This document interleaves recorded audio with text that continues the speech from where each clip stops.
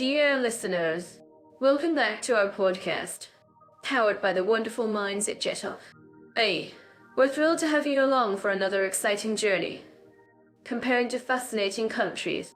Today, we're going to Estonia and Russia, two nations that will leave you mesmerized with their unique cultures and breathtaking landscapes.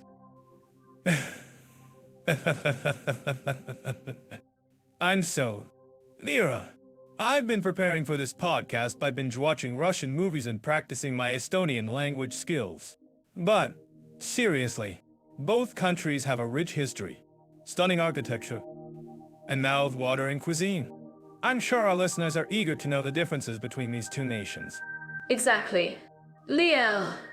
And that's exactly what we're here to do. We've received so many questions from our listeners who are considering moving to Estonia or Russia, or even marrying someone from one of these countries. So we're going to dive deep into the differences between these two countries, from their cultures to their economies, and even their cuisine. The cuisine. I've heard that Estonian meat pies and Russian borscht are a match made in heaven. But, of course, there's more to it than just food. We'll be discussing topics like education, healthcare, safety, and even the nightlife scene in both countries. That's right. Leo. And I have to say, I'm a bit biased towards Estonia's stunning coastline and beautiful forests. But, of course, Russia has its own unique charm. From the majestic street, Basil's Cathedral to the breathtaking Lake Baikal. You're biased. Mira, that's cute. But seriously, both countries have their own unique attractions. And speaking of attractions, have you heard about the famous Song Festival in Estonia? It's a UNESCO World Heritage Site, and it's truly a sight to behold. Oh, yes. I've heard about it. Leo. And I've also heard that Russia has its own version of the Song Festival, called the Red Square Festivities. But I'm sure we'll get into all the details later. That's right, Mira. And before we dive into the comparison, I have to share a funny story. So, the other day, I was trying to order a coffee in a Russian cafe, and I ended up ordering an entire meal instead. Let's just say it was an interesting experience. Oh no. Leo, I can just imagine. But don't worry. We'll make sure to give our listeners all the tips and tricks they need to navigate both Estonian and Russian cultures. Thanks, Mira. And speaking of tips and tricks, I have to say that I've learned a lot from our previous podcast about the importance of learning the local language. So, for our listeners who are planning to move to either Estonia or Russia, I highly recommend learning some basic phrases in both languages. That's a great tip, Leo. And don't worry, we'll be sharing more tips and recommendations throughout this podcast. But for now, let's get started with the comparison between Estonia and Russia. And don't forget to like and subscribe to our channel for more exciting content, powered by the brilliant minds at Jetop. Of course. Yes. And don't forget to share your thoughts and questions with us in the comment section below. We love hearing from our listeners and answering their questions. That's right, Mira. And with that, let's get started with the first topic, education. We'll be discussing the differences between Estonia's education system and Russia's, from primary school to higher education. Excellent. And I'm sure our listeners will be fascinated to learn about the unique approaches to education in both countries. So, let's get started. Let's talk about Estonia and Russia when it comes to general safety and crime rates. Estonia has a reputation for being one of the safest countries in the world. I'm curious, Leo, what do you think sets it apart from other countries? That's a great question. Mira, Estonia's low crime rate can be attributed to its stable economy and strong social safety net. But, let's be real, it's also because the country has a unique approach to crime prevention. They've implemented a system where they reward citizens for reporting crimes, rather than punishing them for committing them. Wow, that's fascinating. I didn't know that. I'm sure our listeners would love to know more about it. So, Leo, can you tell us more about this system and how it works? Sure thing. Mira, essentially, Estonia's government offers a reward to citizens who report crimes, which encourages them to come forward and help keep their communities safe.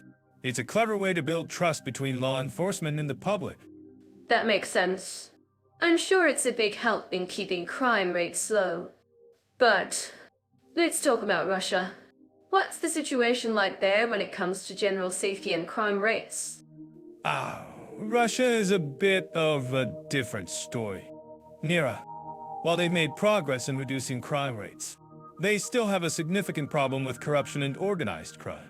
However, it's worth noting that Russia has implemented some innovative initiatives to combat crime, such as using technology to track and prevent crimes. That's interesting. I didn't know they were using technology to combat crime. I'm sure our listeners would love to know more about it. So, Leo, can you tell us more about these initiatives and how they're working? Sure thing. Mira, one of the initiatives is a system that uses AI to predict and prevent crimes. It's a clever way to use technology to keep communities safe. And, let's be real, it's also a great way to show off Russia's tech prowess. Well, I'm sure our listeners would appreciate that. But let's get back to the topic at hand. What do you think are some common misconceptions about crime rates in Estonia and Russia? That's a great question. Mira, I think one of the biggest misconceptions is that Estonia is a very safe country, but Russia is not. While it's true that Estonia has a low crime rate, Russia has made significant progress in reducing crime rates in recent years. That's a good point. Leo, I'm sure our listeners would agree with you. But let's talk about the cultural factors that shape crime rates in both countries. What do you think are some key cultural factors that influence crime rates in Estonia and Russia? That's a great question. Mira, I think one of the key cultural factors is the concept of blat in Russia. Blat is essentially a network of personal connections and favors that can help people get things done. While it's not necessarily a bad thing, it can sometimes lead to corruption and organized crime. That's a fascinating concept. Leo, I didn't know about blat. I'm sure our listeners would love to know more about it. So, Leo, can you tell us more about blat and how it affects crime rates in Russia?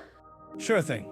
Mira, blat is essentially a system of personal connections and favors that can help people get things done. However, it can sometimes lead to corruption and organized crime, as people use their connections to get ahead. I see. That makes sense. And let's talk about Estonia. What do you think are some cultural factors that influence crime rates in Estonia? That's a great question. Mira, I think one of the key cultural factors is the concept of Kogokai in Estonia. Kogokai is essentially a sense of community and belonging that is strong in Estonia. While it's not necessarily a direct factor in crime rates, it can help to build trust and cooperation between law enforcement and the public. That's a great point. Leo, I'm sure our listeners would agree with you. But let's get back to the topic at hand. What do you think are some common misconceptions about crime rates in Estonia and Russia? That's a great question. Mira, I think one of the biggest misconceptions is that Estonia is a very safe country, but Russia is not. While it's true that Estonia has a low crime rate, Russia has made significant progress in reducing crime rates in recent years. That's a good point. Leo, I'm sure our listeners would agree with you. Well, I think that's all the time we have for today. Thanks for sharing your insights with us.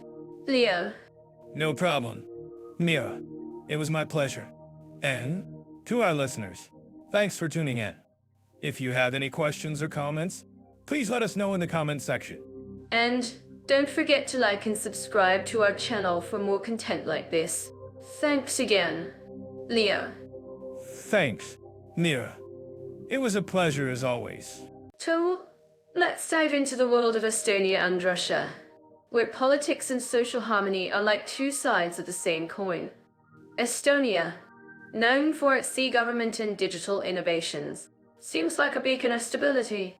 But, Leo, I've heard rumors that Russia's authoritarian government can be a bit interesting to navigate as an expat.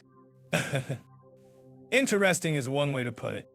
Mira, Russia's politics can be a wild ride.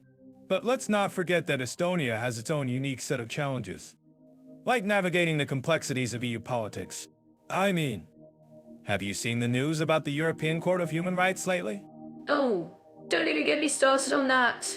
But, in all seriousness, Estonia's e-government system is truly impressive.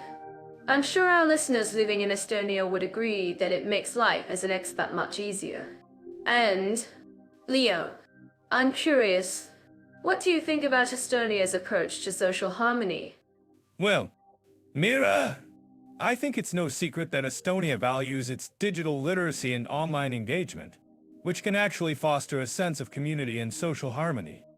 But let's not forget that Russia has a rich cultural heritage and a strong sense of national identity, which can be both a blessing and a curse when it comes to social harmony. That's a great point, Leo. And speaking of cultural heritage, have you heard about the traditional Estonian folk dancing? Which is actually a big part of their social fabric. I'm sure our listeners would love to learn more about it. Yes, I've seen some of those videos. Mira, but in all seriousness, Russia has its own unique cultural traditions, like the Bolshoi Ballet and the Moscow State Symphony Orchestra, which are truly world-class. Well, that's impressive. But, Leo, I'm actually curious about what our listeners think about the relationship between politics and social harmony in Estonia and Russia. Do you think it's possible for these two countries to find a balance between their unique political systems and social harmony? Well, Mira, I think it's a complex issue. But ultimately, it comes down to the people. If the people are engaged, educated, and empowered, then social harmony can thrive, regardless of the political system. And I'm sure our listeners would agree that AI has some excellent resources on this topic, which can help us better understand the dynamics at play.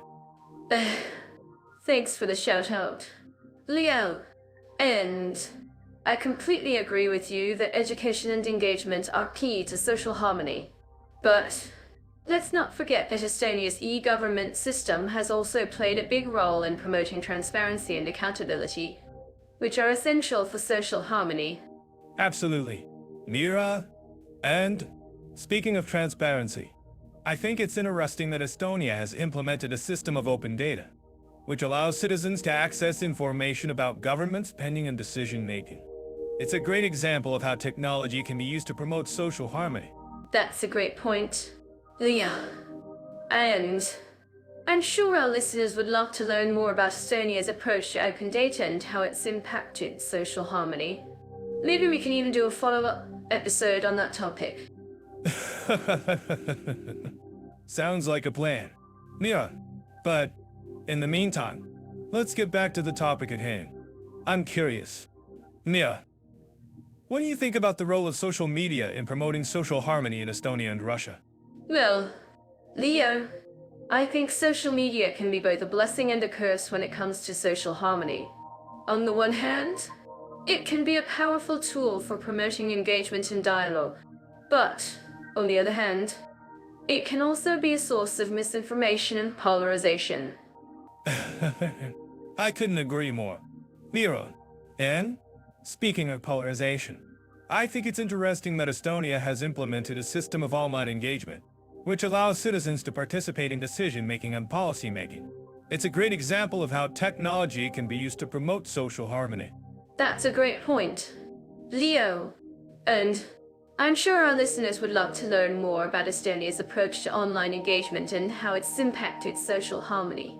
Maybe we can even get some expert insights on that topic. Sounds like a plan. Mira, but in all seriousness, I think it's clear that Estonia and Russia have their own unique approaches to politics and social harmony. And it's up to us to learn from their experiences and find ways to promote social harmony in our own communities. Well said, Leo. And I'm sure our listeners would agree that it's essential to stay informed and engaged on issues related to social harmony. For more insights like this, don't forget to check out Jet Off. AI, where you can find expert analysis and commentary on the latest trends and developments in social harmony. Let's dive into the economic conditions and costs of living in Estonia and Russia. I'm curious. Leo, have you heard about the growing tech industry in Estonia? It's been attracting a lot of international attention. Ah, yes. Estonia has been making waves in the tech world, and its startup scene is thriving. But let's talk about Russia. I've heard their economy is heavily reliant on oil exports. How does that impact daily life? Mira? That's a great point. Leo, Russia's economy is indeed vulnerable to fluctuations in global oil prices, which can affect the cost of living. But Estonia's tech industry is also driven by innovation and entrepreneurship. I'm sure our listeners living in Estonia would agree that it's a great place to start a business. I'm actually curious about what our listeners think about the cost of living in Estonia. Is it affordable for expats? Or is it getting too expensive? Let's hear from you in the comments. Thanks for the shout out. Leo, in all seriousness, Estonia's cost of living is relatively low compared to other EU countries. You can get a one-bedroom apartment in the city center for around 400-500 per month. That's for steal. Wow, that's a great price. But what about Russia? I've heard their cities are bustling with life, but the cost of living is quite high. How does it compare to Estonia? Oh, yes. Russia's cost of living is indeed higher, especially in cities like Moscow and St. Petersburg. A one-bedroom apartment in the city center can cost upwards of 500 per month. Ouch. Ouch is right. But let's talk about the job market in both countries. Estonia's got a strong economy and a highly skilled workforce. What about Russia? I've heard their job market is quite different. That's true. Leo, Russia's job market is more industrial-based, with a strong focus on manufacturing and energy. But Estonia's got a more diversified economy, with a growing services sector and a strong focus on innovation. I'm sure our listeners would love to know more about the job market in both countries. What's the average salary for a software engineer in Estonia? Mira? Great question. Leo, according to my research, the average salary for a software engineer in Estonia is around 503 sara per month. That's a great wage for expats. Wow, that's a great wage. But what about Russia? I've heard their salaries are quite different. Can you tell us more about that? Mira? Yes. Russia's salaries are indeed lower, especially for expats. The average salary for a software engineer in Russia is around 502 sara per month. That's a significant difference. Leo. I know, right? It's a big difference between the two countries. But let's talk about the cost of living in more detail. What about food prices in Estonia and Russia? Are they comparable? Great question. Leo, food prices in Estonia are actually quite low compared to other EU countries. A meal at a mid-range restaurant can cost around 10-15 per person. That's a great value. Wow, that's a great price. But what about Russia? I've heard their food prices are quite high. Can you tell us more about that? Mira? Yes. Russia's food prices are indeed higher, especially in cities like Moscow and St. Petersburg. A meal at a mid-range restaurant can cost around 20-30 per person. That's a significant difference. Leo? I know, right? It's a big difference between the two countries. But let's talk about the overall cost of living in Estonia and Russia.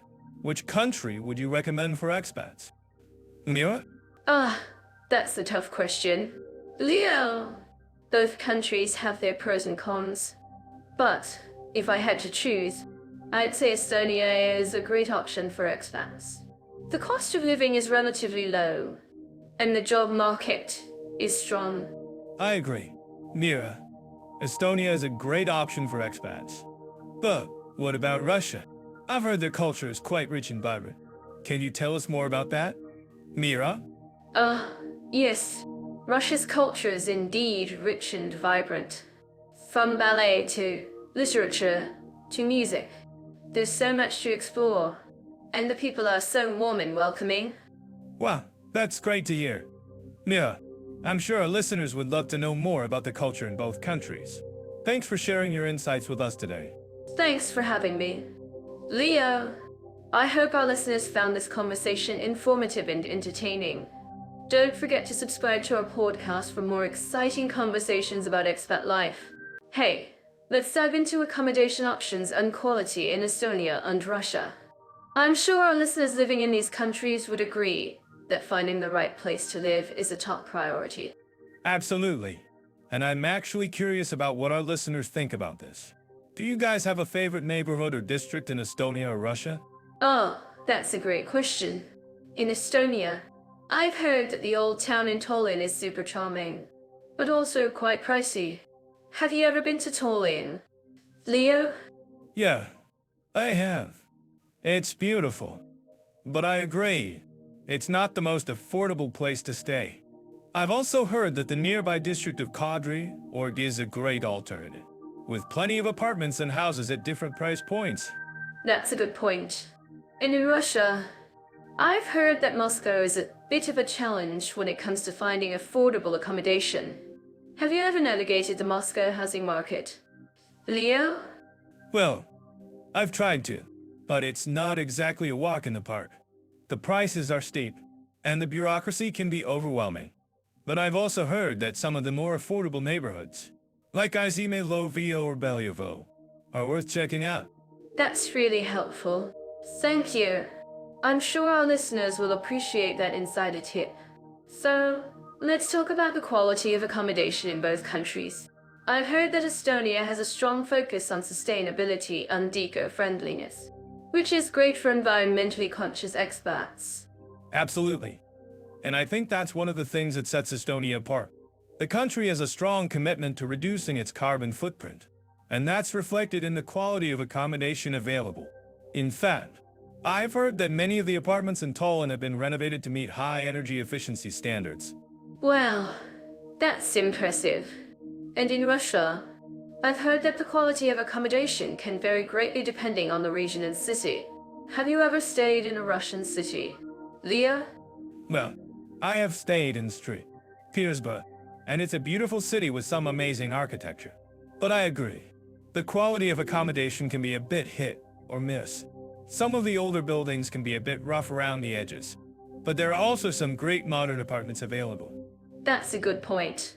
And I think it's worth noting that both countries have a range of accommodation options available, from apartments to houses to guest houses and hostels. So, whether you're a solo traveler or a family, there's something for everyone. Exactly. And I think that's one of the things that makes both Estonia and Russia such great destinations for expats. There's a real sense of community and camaraderie, even in the midst of all the bureaucratic red tape. Well, we'll have to tackle that topic another time. But for now, let's focus on the positives. So, if you're planning a trip to Estonia or Russia, what advice would you give to our listeners?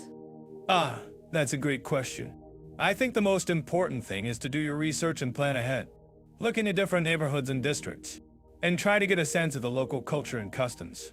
And don't be afraid to ask for help or advice from locals. They're often happy to share their expertise and recommendations. That's really great advice. Thank you.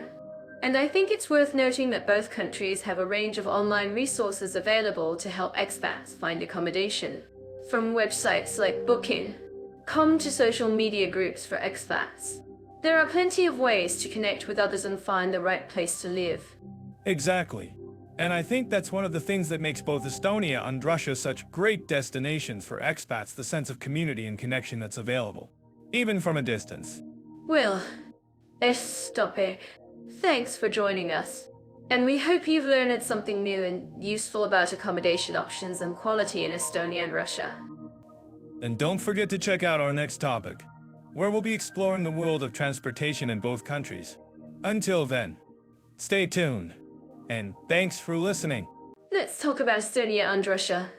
Two countries with unique approaches to visa, immigration, and official procedures. I'm curious. Leo, have you ever dealt with the Estonian e-Residency program? Ah, yes. I've had my fair share of bureaucracy. But Estonia's e-Residency program is actually quite impressive. You can apply for a digital residence permit online, and it's surprisingly straightforward. That's great to hear. I've heard that Estonia's e-government system is one of the most advanced in the world. But, Leo, I'm sure our listeners would love to know more about the practicalities of moving to Estonia. What's the process like for non-EU citizens? Well, Mira, it's actually quite straightforward. Once you've applied for e-residency, you'll need to register with the Estonian Acts and Customs Board and obtain a personal identification code. After that, you can start a business or work remotely in Estonia. I see. And what about language requirements? Do you need to speak Estonian to live or work in the country? Not necessarily. Mira, while it's certainly helpful to learn some Estonian, many Estonians speak English fluently, especially in the service industry and among the younger population. That's good to know.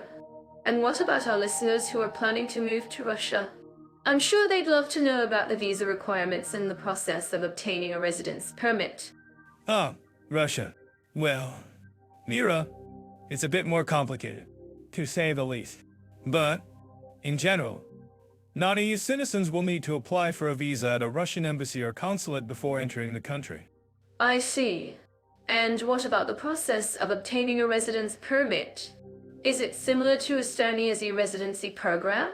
Not exactly. Mira, while Russia does have an e-visa program for certain nationalities, the process of obtaining a residence permit is more complex and often requires the involvement of a local sponsor or employer. I'm sure our listeners would appreciate more information about the e-visa program. Can you tell us more about it? Leo? Ah, yes. The e-visa program is a great option for certain nationalities, especially those from countries with a high risk of terrorism. It allows for a single-entry visa that's valid for up to 30 days. That's interesting. And what about our listeners who are planning to move to Russia for work or business? What are the requirements for obtaining a work visa? Well, Mira, it's actually quite complex. You'll need to obtain a work permit from the Russian Ministry of Labor and Social Protection, and you'll also need to register with the local authorities. I see. And what about the language requirements for working in Russia? Do you need to speak Russian to get a job? Not necessarily. Mira, while Russian is the official language, many companies, especially in the service industry and IT, often speak English fluently. That's good to know. I'm sure our listeners would appreciate more information about the language requirements in both Estonia and Russia. Can you tell us more about it? Leo? Yes. While Estonian is the official language of Estonia, many Estonians speak English fluently, especially in the service industry and among the younger population. In Russia, Russian is the official language, but many Russians, especially in the service industry and among the younger population, also speak English. I see. And what about our listeners who are planning to move to either country? What advice would you give them about the visa and immigration process? Well, Mira, my advice would be to start by researching the specific requirements for your nationality and the type of visa or residence permit you're applying for. It's also a good idea to seek the advice of a qualified immigration lawyer or consultant. I agree. And what about our listeners who are already living in Estonia or Russia? What advice would you give them about navigating the bureaucratic process? Well, Mira, my advice would be to be patient and persistent. The bureaucracy in both countries can be complex and time-consuming, but with the right attitude and support, it's definitely possible to navigate the system. I see. And finally, what about our listeners who are planning to move to either country in the near future? What should they expect in terms of the visa and immigration process? Well, Mira, my advice would be to start by researching the specific requirements for your nationality and the type of visa or residence permit you're applying for. It's also a good idea to seek the advice of a qualified immigration lawyer or consultant, and to be prepared for a potentially lengthy and complex process. I agree. And as topic on is a visa, immigration, and official procedures in Estonia and Russia. I'm sure our listeners have learned a lot about the process, and we hope they'll find it helpful in their future travels or moves to either country. And don't forget to check out our next topic, where we'll be discussing the cultural differences between Estonia and Russia. It's going to be a fascinating conversation, and I'm sure our listeners will love it. So, until next time, stay tuned and keep exploring. Dive into the world of healthcare in Estonia, where the system is generally considered one of the best in the world. I'm certain that our listeners living in this country would agree with me that access to healthcare is a priority. In fact, Estonia has a universal healthcare system that's free for residents, including expats. But that's not all. Folks, Estonia's healthcare system is also quite efficient, with a strong focus on preventive care and digitalization. You can even book appointments and access your medical records online, which is super convenient. And, if you're an expat, you can register for healthcare services in just a few clicks. Exactly. And, as an expat, you'll find that many Estonian doctors speak English, making communication a breeze. Plus, the country has a relatively low cost of living, which means healthcare expenses are also relatively low. Now, let's move on to Russia, where the healthcare system is a bit more complex. That's right. Mira, Russia has a multi-tiered healthcare system, with both public and private providers. However, the public system is often overcrowded and underfunded, which can lead to long wait times and limited access to quality care. But, as an expat, you may have access to better healthcare services, especially if you're working for a large company or have a private insurance plan. That's interesting. I've heard that some Russian cities have excellent healthcare facilities, but others are struggling to provide adequate care. And, of course, there are the issues with corruption and bureaucratic red tape, which do make it difficult for patients to navigate the system. But, I'm curious, Leo, what about the quality of care in Estonia? Do you think it's better than in Russia? Well, Mira, Estonia has a reputation for having some of the best medical facilities in Eastern Europe, with highly trained doctors and modern equipment. And, as an expat, you'll find that many Estonian hospitals and clinics have international accreditation, which is a big plus. Of course, as with any country, there are always areas for improvement. But overall, Estonia's healthcare system is definitely worth exploring. That's reassuring to hear, Leo. And I'm sure our listeners would love to know more about the cultural nuances of healthcare in both countries. For example, in Estonia, I've heard that patients are often more proactive in managing their own health, which is reflected in the country's high life expectancy. But in Russia, I've noticed that patients tend to rely more on traditional medicine and folk remedies, which can be both good and bad. Yes. In Russia, you'll find that many patients still rely on traditional medicine, such as herbal remedies and folk treatments. And, while these can be effective, they're not always scientifically proven, which can be a concern. But, on the other hand, Russia has a rich tradition of folk medicine, which can be a valuable resource for patients. Exactly. And I'm sure our listeners would love to know more about the experiences of expats who've used the healthcare systems in both countries. Have you heard any horror stories or success stories? Leo? Well, Mira, I've heard that some expats have had mixed experiences with the healthcare system in Russia, with some reporting long wait times and limited access to quality care. But, on the other hand, I've also heard that some expats have had excellent experiences with the healthcare system in Estonia, with prompt and effective care. That's reassuring to hear. Leo, and I'm sure our listeners would love to know more about the costs of healthcare in both countries. For example, in Estonia, I've heard that the cost of healthcare is relatively low, especially for expats.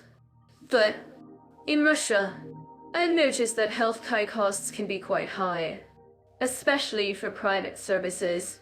Yes. In Russia, you'll find that healthcare costs can be quite high, especially for private services. But, on the other hand, The public healthcare system is often free or low cost, which is a big plus. Of course, as with any country, there are always areas for improvement.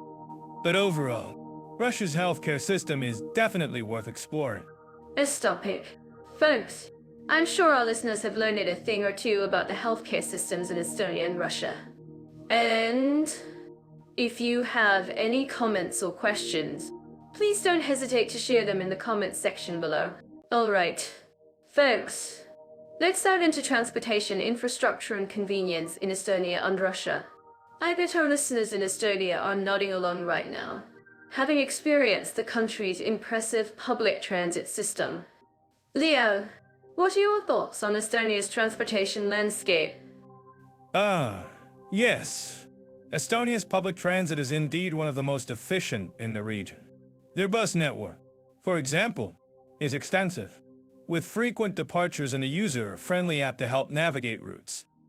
But let's talk about Russia. Have you ever tried to navigate Moscow's metro system?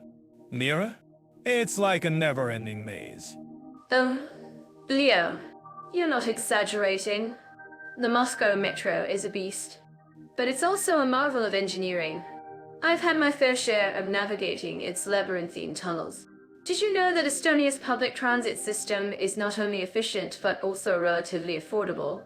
A single ticket costs about 1.5 euro, making it accessible to locals and tourists alike. That's impressive. But let's not forget about Russia's own transportation challenges. Have you heard about the infamous Moscow traffic congestion? It's like the city is perpetually stuck in a traffic jam. On the other hand, Estonia's roads are generally well maintained, especially the highways connecting major cities like Tallinn and Tartu. Well, Leo, I think we've established that both countries have their transportation pros and cons. But what about bike-friendly infrastructure? Estonia has made significant strides in promoting cycling, with dedicated bike lanes and bike share programs. I bet our listeners in Russia would love to see similar initiatives in their cities. A great point. Mira, Russia's cities, especially Moscow, are slowly becoming more bike-friendly. However, there's still a long way to go. I've heard that Estonia's bike share programs are so popular that they're considering expanding them to other cities. Maybe Russia can take a cue from Estonia's success? Well, Leo, it looks like Estonia is setting the bar high for Russia. But let's talk about air travel. Both countries have decent airport infrastructure, but Estonia's airports are generally more modern and efficient. I bet our listeners in Russia would agree that navigating airport security in Moscow can be a real challenge. Oh, Mira, you're right on the money. Airport security in Moscow can be a nightmare. But at least Estonia's airports are more streamlined. Speaking of airports, have you heard about Estonia's innovative e-Residency program, which allows digital residents to access the country's airport services, including check-in and baggage handling? Wow, that's a game changer. Estonia's e-Residency program is definitely a unique selling point for the country. I bet our listeners in Russia are curious about how they can take advantage of similar digital services. Leo, what do you think is the biggest transportation challenge facing Russia today? That's a tough question, Mira. But if I had to pick one, I'd say it's the country's aging infrastructure. Many of Russia's roads and bridges are in dire need of repair or replacement. On the other hand, Estonia's infrastructure is relatively modern and well-maintained. I see what you mean, Leo. But let's not forget about Estonia's own transportation challenges. For example, the country's coastal roads can be prone to flooding during heavy rainfall. I bet our listeners in Russia are nodding along, having experienced similar challenges in their own country. Well, Mira, it looks like both countries have their transportation pros and cons. But in all seriousness, Estonia's transportation infrastructure is definitely a strength, especially when it comes to public transit and bike-friendly initiatives. Maybe Russia can take a page from Estonia's book and invest in similar infrastructure. I think that's a great idea, Leo. And who knows, maybe one day Russia will have its own e-Residency program to rival Estonia's. Until then, Let's just enjoy the scenic views of both countries' transportation landscapes. Dive into the world of language barriers in Estonia and Russia. Both countries have a rich linguistic heritage. But how do they handle language communication for expats and tourists?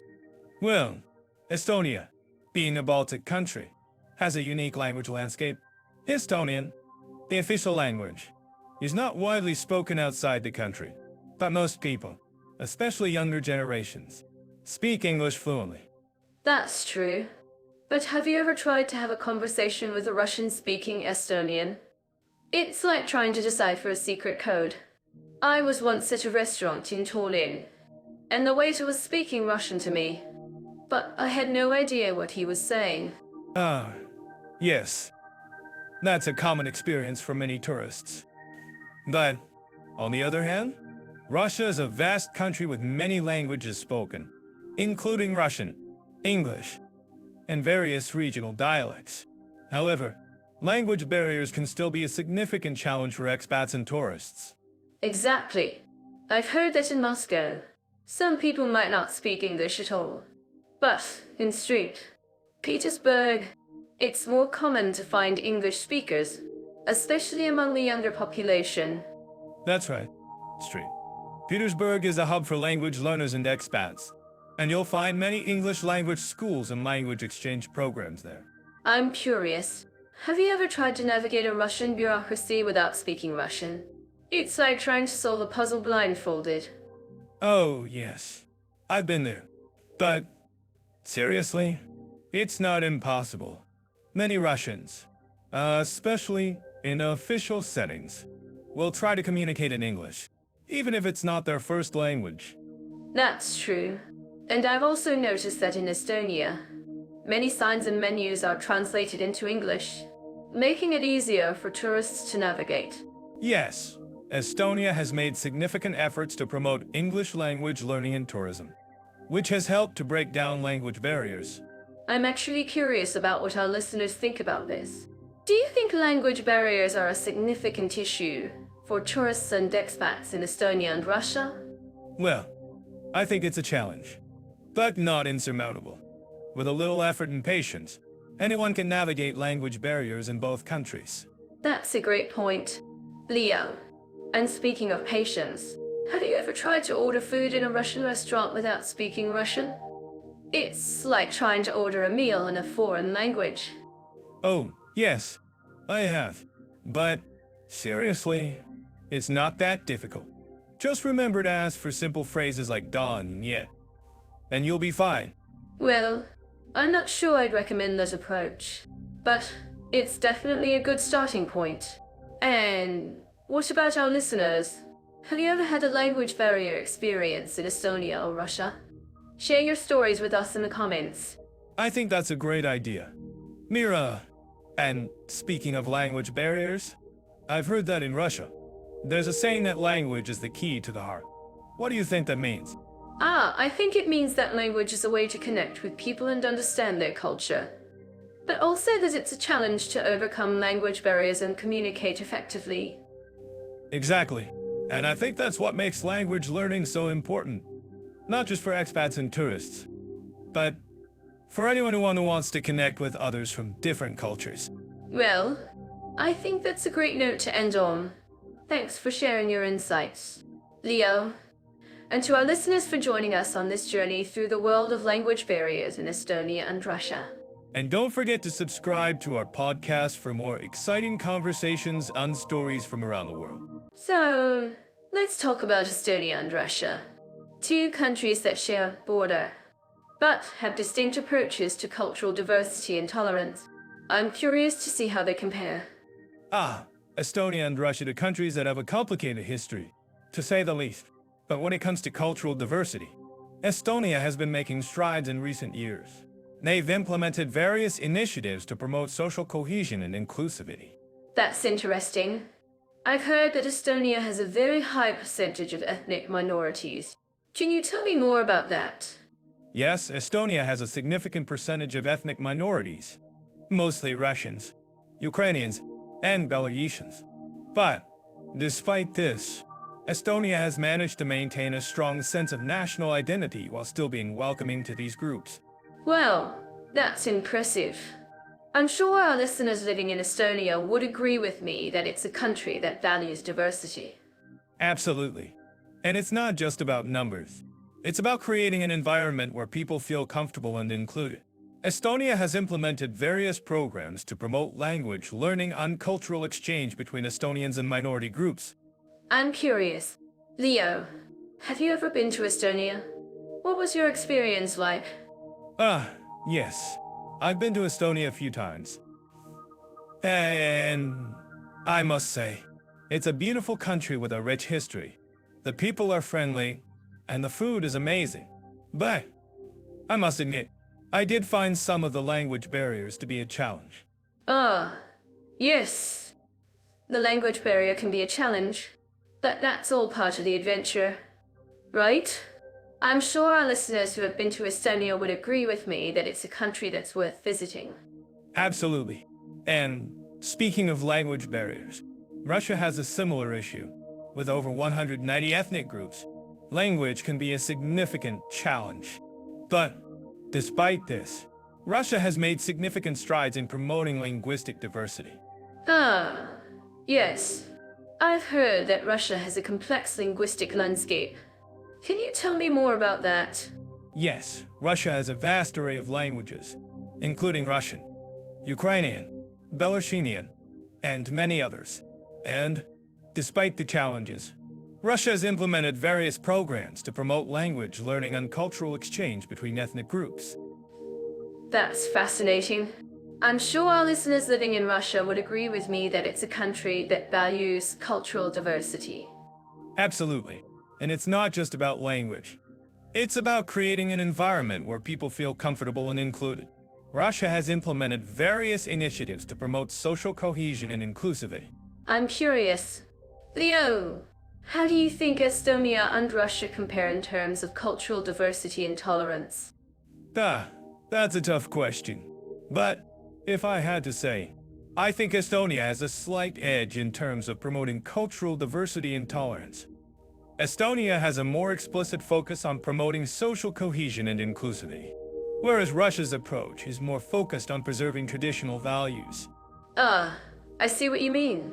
But I think it's also worth noting that Russia has a complex history and cultural context that can't be reduced to a simple comparison. Absolutely. And I think that's what makes this conversation so interesting. We're not just comparing numbers and statistics. We're exploring the complexities of cultural diversity and tolerance into very different countries. And I think that's what our listeners will appreciate most about this conversation. We're not just giving them information. We're sharing our own personal perspectives and experiences. And, of course, we're sharing our own biases and opinions. But that's what makes this conversation so authentic and engaging. Absolutely. And I'm sure our listeners will agree with me that this conversation has been enlightening and entertaining. Agreed. And to our listeners, I'm curious to hear your thoughts on this topic. Do you think Estonia and Russia have different approaches to cultural diversity and tolerance? Share your thoughts in the comments below. And don't forget to like and subscribe to our channel for more conversations like this one. Thanks for tuning in. And we'll catch you in the next episode. I'm curious. Leo, have you ever wondered how Estonia's education system compares to Russia's? I mean, we've heard of the Estonian e-Residency program, but how does it impact language schools and educational opportunities? Great question. Mira, I think it's interesting to note that both countries have a strong emphasis on education. But Estonia's approach is more, let's say, tech-savvy. Their e-schools and online platforms are quite impressive. I'm sure our listeners would agree that digital literacy is a crucial skill in today's world. Absolutely. Leo, and speaking of digital literacy, I've heard that Estonia has implemented some innovative teaching methods, like using gamification and interactive simulations to engage students. That's something our listeners might find fascinating. Do you think Russia has similar approaches? Well, I think Russia has its own unique strengths when it comes to education. For example, Their emphasis on mathematics and science is quite notable. And, of course, the famous Moscow State University is a world-renowned institution. But, I must admit, I've heard that Estonia's education system is more flexible. Let's say, they allow students to choose their own learning paths and pace themselves, which is quite refreshing. That's a great point. Leo, and I think it's interesting to note that Estonia has a relatively high literacy rate, especially among young people. I'm sure our listeners would be curious to know more about the language schools in Estonia. Can you tell us a bit about them? Yes. Estonia has a wonderful language school system, with a focus on teaching Estonian, English, and Russian languages. And, of course, their language immersion programs are quite popular among foreigners. I've heard that students can even attend classes online, which is perfect for those who prefer a more flexible schedule. Wow, that sounds amazing. And I'm sure our listeners would love to know more about the language schools in Russia. Can you tell us a bit about them? Leo? Yes. Russia has a rich tradition of language education, with many reputable language schools and universities. And, of course, their language immersion programs are also quite popular among foreigners. But, I must admit, I've heard that the language schools in Russia can be quite intense. Let's say, they focus on more traditional teaching methods, which can be a bit challenging for some students. I see what you mean. Leo, but I think it's great that Russia has a strong emphasis on language education. And I'm sure our listeners would agree that language skills are essential for anyone looking to move abroad. Speaking of which, have you ever thought about taking a language course in either country? Mira? Well, Leo, I think I'd love to take a language course in Estonia. I've heard their language schools are quite welcoming to foreigners, and I'd love to learn more about the local culture. Plus, who wouldn't want to learn Estonian? You're a brave one, Mira. But I think you'd find Estonia's language schools quite enchanting, let's say. And I'm sure our listeners would agree that learning a new language is an incredible experience. Absolutely. Leo, and I think it's essential for anyone looking to move abroad or work with people from different cultures. Speaking of which, have you ever met anyone who's moved to Estonia or Russia for work or education? I'm sure our listeners would love to hear their stories. Yes. I've met a few expats who moved to Estonia and Russia for work or education, and I'm sure they'd love to share their experiences with our listeners. Perhaps we can invite them on the show in a future episode? That sounds like a great idea. Leo, and I'm sure our listeners would love to hear more about the educational opportunities in Estonia and Russia. Thanks for sharing your insights. Leo. No problem. Mira, it's always a pleasure to chat about education and language schools. And I'm sure our listeners would agree that learning is a lifelong journey, and there's always something new to discover. Dive into the world of climate and seasonal conditions in Estonia and Russia. I'm to share with you the unique characteristics of each country's climate. Being a Baltic country, has a temperate climate with cold winters and mild summers. But what about Russia? Leo? How does its vast territory and diverse climate shape the lifestyle and culture of its inhabitants? Russia's climate is indeed a fascinating topic, with its vast territory spanning across 11 time zones. Russia experiences a wide range of climates, from the Arctic tundra to the subtropical climate of the Caucasus region. But let's focus on the climate in the regions that border Estonia. The Russian climate in this area is characterized by cold winters and mild summers, similar to Estonia. However, the Russian climate is more influenced by the Atlantic Ocean, which brings milder winters and cooler summers. I see what you mean. Leo, the Atlantic Ocean's influence on the Russian climate is quite interesting. But have you ever noticed how Estonians seem to be more resilient to the cold winters? They're always bundled up in their warmest coats and hats, whereas Russians seem to take the cold in stride. What's behind this difference in attitude towards the cold? Well, Mira, I think it's because Estonians are just more fashion conscious than Russians. No, seriously. I think it's because Estonians have a more urbanized lifestyle, whereas Russians have a more rural and agricultural lifestyle. Russians are more accustomed to dealing with the cold on a daily basis, whereas Estonians are more accustomed to the comforts of city living. That's an interesting point, Leo. But I'm not sure I agree. I think it's because Estonians have a more Europeanized culture, whereas Russians have a more Eastern European culture. Estonians are more influenced by the Western European lifestyle, which emphasizes individualism and comfort, whereas Russians are more influenced by the collectivist culture of Eastern Europe, which emphasizes community and resilience. Mira, you're getting the philosophical from me. But, seriously, I think you're right. The cultural differences between Estonia and Russia are reflected in their attitudes toward the cold. Estonians are more individualistic and comfort-oriented, whereas Russians are more collectivist and resilient. I'm glad we agree on that, Leo. But let's get back to the climate. What about the seasonal changes in Estonia and Russia? How do they impact the lifestyle and culture of the inhabitants? The seasonal changes are indeed a big deal in both countries. In Estonia, the winters are cold and dark, but the summers are mild and sunny. In Russia, the winters are even colder and darker, but the summers are warmer and longer. However, the seasonal changes in Russia are more extreme, with the temperature difference between winter and summer being much greater than in Estonia. I see what you mean. Leo, the seasonal changes in Russia are indeed more extreme. But have you ever noticed how the Russians have adapted to these extreme seasonal changes? They have a whole culture of winter sports and activities, such as skiing, ice skating, and sledding.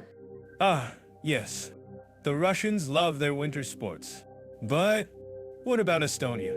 Don't they have any winter sports or activities? Yes. Estonia has a rich winter sports culture. In fact, Estonia has a strong tradition of cross-country skiing and biathlon. And during the winter months, Estonians love to go ice skating and even dog sledding. Wow, I didn't know that. Mira, you're always full of surprises. Thanks, Leah. I'm glad I could share some interesting facts about Estonia's winter sports culture. I'm sure our listeners would love to know more about Estonia's winter sports culture. Perhaps we can have a future episode on that topic. That's a great idea, Leo. And I'm sure our listeners would love to hear more about Russia's winter sports culture as well. Absolutely. Mira, let's make sure to cover that topic in a future episode. All right, let's wrap up this topic for now. But before we go, I'm curious, what do our listeners think about the climate and seasonal conditions in Estonia and Russia? Do they have any thoughts or experiences to share? Mira, you're always trying to engage our listeners, aren't you? What can I say, Leo? I love hearing from our listeners. Well, I'm sure our listeners would love to hear more about the climate and seasonal conditions in Estonia and Russia. Perhaps we can have a future episode on that topic. That's a great idea, Leo. And who knows, maybe one day we can even have a special episode on winter sports in Estonia and Russia. Mira, you're always full of ideas, aren't you? What can I say, Leo? I just love exploring new topics and ideas. I'm sure our listeners are curious about the food culture in Estonia and Russia. Let's dive into the unique flavors and traditional dishes of both countries. For starters, Estonia is known for its delicious and hearty meals, often featuring meat, fish, and mushrooms. That's right. Mira, Estonian cuisine has a strong emphasis on local ingredients, and you can find many traditional dishes like varivorst, a blood sausage made from pork, and nolgikapsid, a stew made with meat, potatoes, and vegetables. I love trying new foods, and varivorst sounds like an adventure. But I'm also curious about the Russian influence on Estonian cuisine. Did you know that Estonia was a part of the Soviet Union for many years, and that had a significant impact on the country's food culture? Yes, Mira, that's true. The Soviet Union's influence can be seen in the use of ingredients like beets, potatoes, and cabbage, which are all staples in Russian cuisine. But Estonia has also developed its own unique twists on traditional Russian dishes. I'm actually curious about what our listeners think about this. Had any of you tried Estonian cuisine before? What did you think of it? I'm sure it's not as exotic as some of the foods we've discussed on the podcast before. Well, Mira, I think we should talk more about the similarities between Estonian and Russian cuisine. Both countries have a strong emphasis on bread.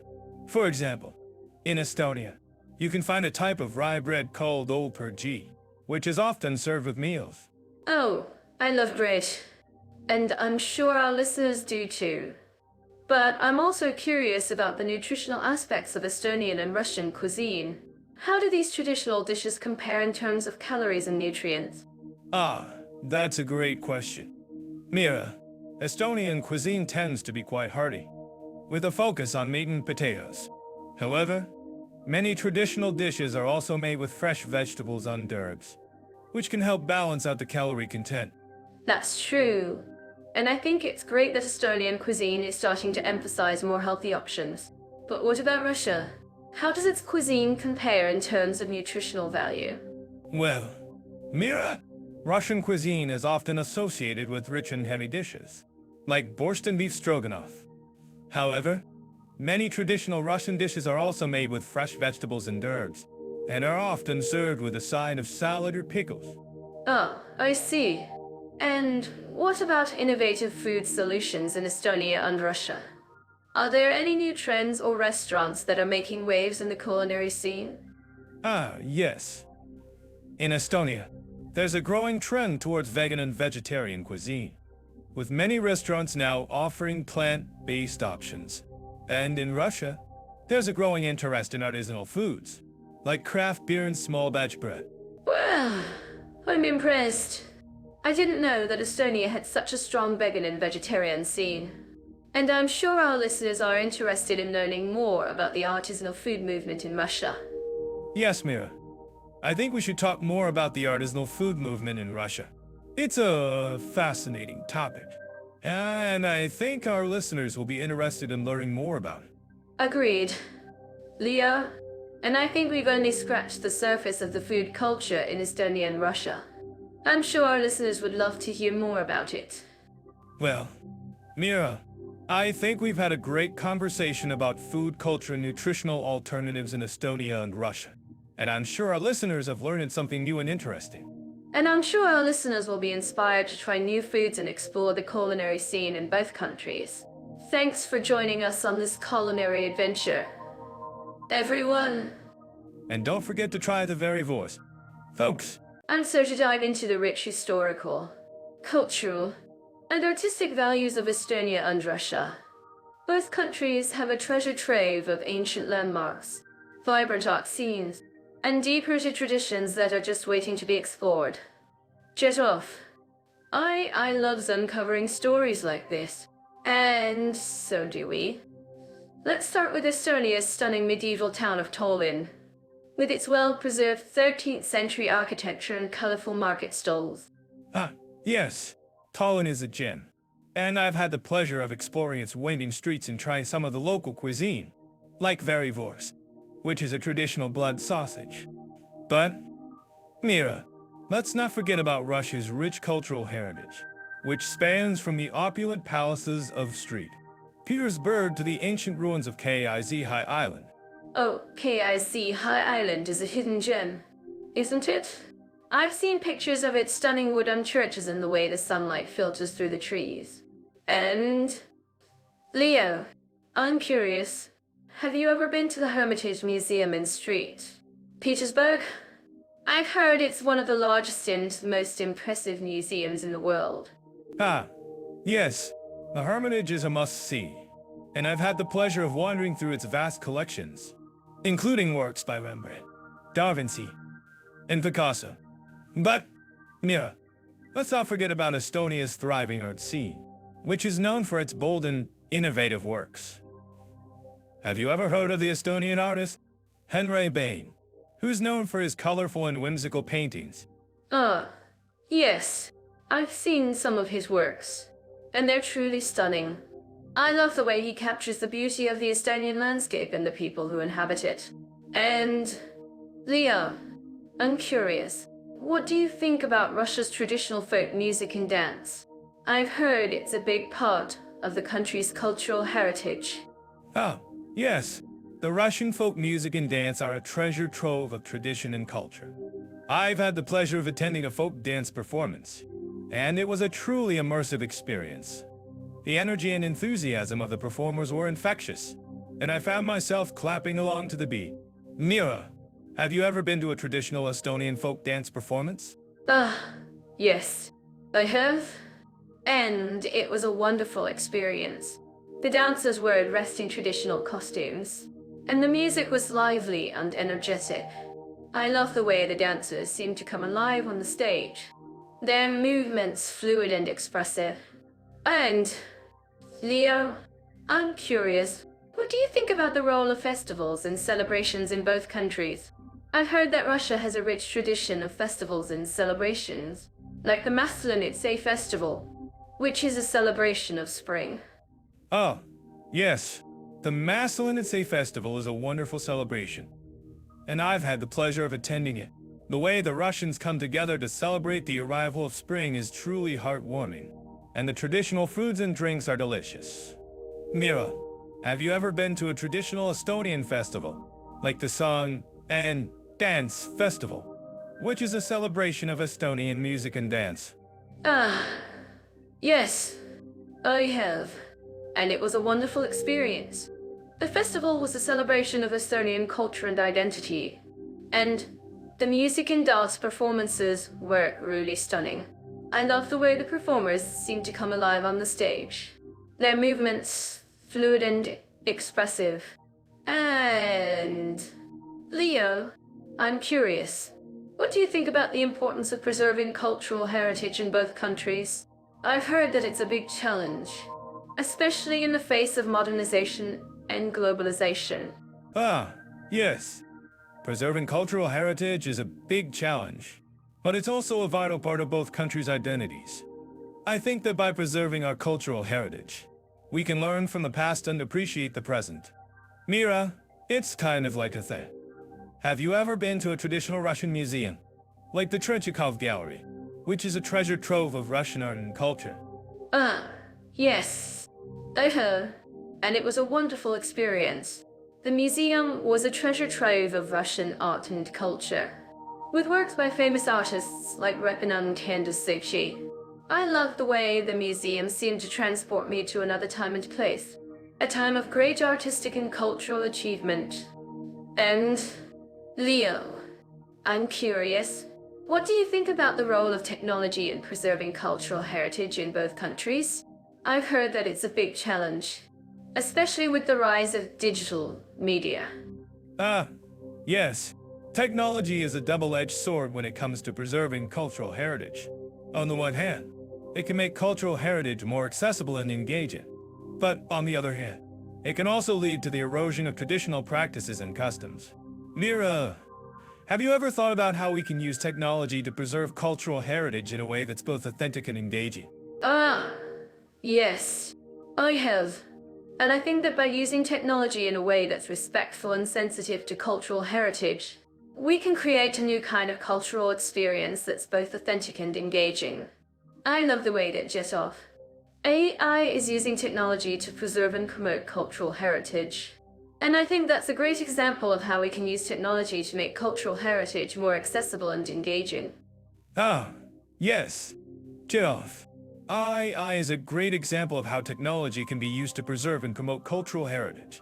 And, Mira, I think that by working together, we can create a new kind of cultural experience that's both authentic and engaging.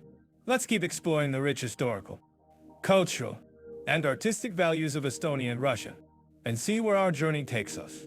Ah, yes. Let's keep exploring. And I'm sure our listeners will join us on this journey of discovery. And, Leo, I'm curious. What do you think our listeners will take away from this criterion? Ah, yes. I think that our listeners will take away a deeper appreciation for the rich historical, cultural, and artistic values of Estonia and Russia, and a greater understanding of the importance of preserving cultural heritage in both countries. I'm so to dive into the natural beauties and landscapes of Estonia and Russia. Both countries have some amazing scenery, from the snow-capped mountains to the serene coastlines. But let's start with Estonia, shall we? I'm curious. Leo, what do you think is the most stunning natural wonder in Estonia? Great question. Mira, I think the Lahema National Park is a real gem. The park is owned over one. There are species of plants and animals, and it's just a short drive from Tallinn. The best part? It's like stepping into a fairy tale, all those rolling hills, sparkling lakes, and forests that seem to stretch on forever. Ooh, that sounds magical. I can see why you'd love it. Leo, and speaking of magical, have you heard about the Saaremaa Island? It's like a secret paradise, hidden away in the Baltic Sea. The island is covered in beautiful beaches, and the scenic drives along the coast are simply breathtaking. Oh, I've heard of Saaremaa Island, but I've never been. That sounds like a great adventure. And I'm sure our listeners who live in Estonia would agree that the island is a hidden gem. But let's talk about Russia. What do you think is the most impressive natural wonder in Russia? Mira? Great question. Leo, I think the Lake Baikal is one of the most stunning natural wonders in Russia. It's the world's largest and deepest freshwater lake, and it's just a sight to behold. The lake is surrounded by the beautiful Siberian tundra, and the scenic drives along its shores are simply breathtaking. Wow, that's a great choice. Mira, I've heard that Lake Baikal is home to over 500 species of plants and animals, and it's just an incredible sight. And I'm sure our listeners who live in Russia would agree that the lake is a national treasure. But let's talk about the differences between Estonia and Russia's natural landscapes. I think Estonia's coastline is much more rugged and rocky, whereas Russia's coastline is more varied and features a mix of rocky and sandy beaches. That's a great point, Leo. And I think that's because Estonia's coastline is more exposed to the Baltic Sea, which is a much smaller sea compared to the Black Sea. But speaking of varied coastlines, have you heard about the Karanean Spit in Russia? It's the UNESCO World Heritage Site and features a unique mix of sandy beaches, mudflats, and forests. I've heard of the Karanean Spit, but I've never been. That sounds like a fascinating place, and I'm sure our listeners who live in Russia would love to hear more about it. But let's talk about the unique features of Estonia's natural landscape. I think the country's forests are some of the most beautiful and varied in Europe, featuring a mix of conifers and broadleaf trees. That's so true, Leo. And I think that's because Estonia's forests are some of the most pristine and untouched in Europe. The country has a strong tradition of forestry and conservation, which has helped to preserve its natural beauty. And speaking of preservation, have you heard about the work being done to protect Estonia's natural habitats? Oh, yes. I've heard that Estonia is doing some great work to protect its natural habitats, including the creation of national parks and protected areas. And I'm sure our listeners who live in Estonia would agree that preserving the country's natural beauty is essential for its future. Absolutely, Leo. And I think that's why it's so important for us to explore and appreciate the natural wonders of both Estonia and Russia. Whether it's the stunning scenery of the Lahema National Park or the majestic beauty of Lake Baikal, both countries have so much to offer. And I'm sure our listeners would agree that getting out into nature and exploring these incredible landscapes is a must-do experience. Oh, I couldn't agree more. Mira, and I'm sure our listeners would love to hear more about the natural wonders of both Estonia and Russia. Maybe we can do a whole episode on it. That's a great idea, Leo. And I'm sure our listeners would love to hear more about the unique features of each country's natural landscape. Well, that's all for now. Folks, thanks for joining us on this journey through the natural beauties and landscapes of Estonia and Russia. And don't forget to subscribe to our channel and hit that notification bell so you can stay up to date on all our latest episodes. So, let's talk about Estonia's love for sports and activities. They're known for their enthusiasm for hockey, basketball, and football. In fact, they've produced some amazing athletes like Henri Toivonen, who's a professional footballer. That's right. And Estonia is also home to a strong tradition of winter sports like cross-country skiing, ice hockey, and biathlon. They even hosted several international events, including the FIS Nordic World Ski Championships.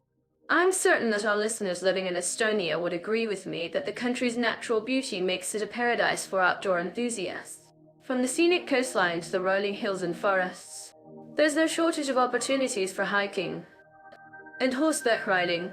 And don't forget about the beautiful national parks like Lahema and Suomea, which offer a glimpse into Estonia's rich cultural heritage. Our listeners can explore the country's medieval castles, manor houses, and picturesque villages.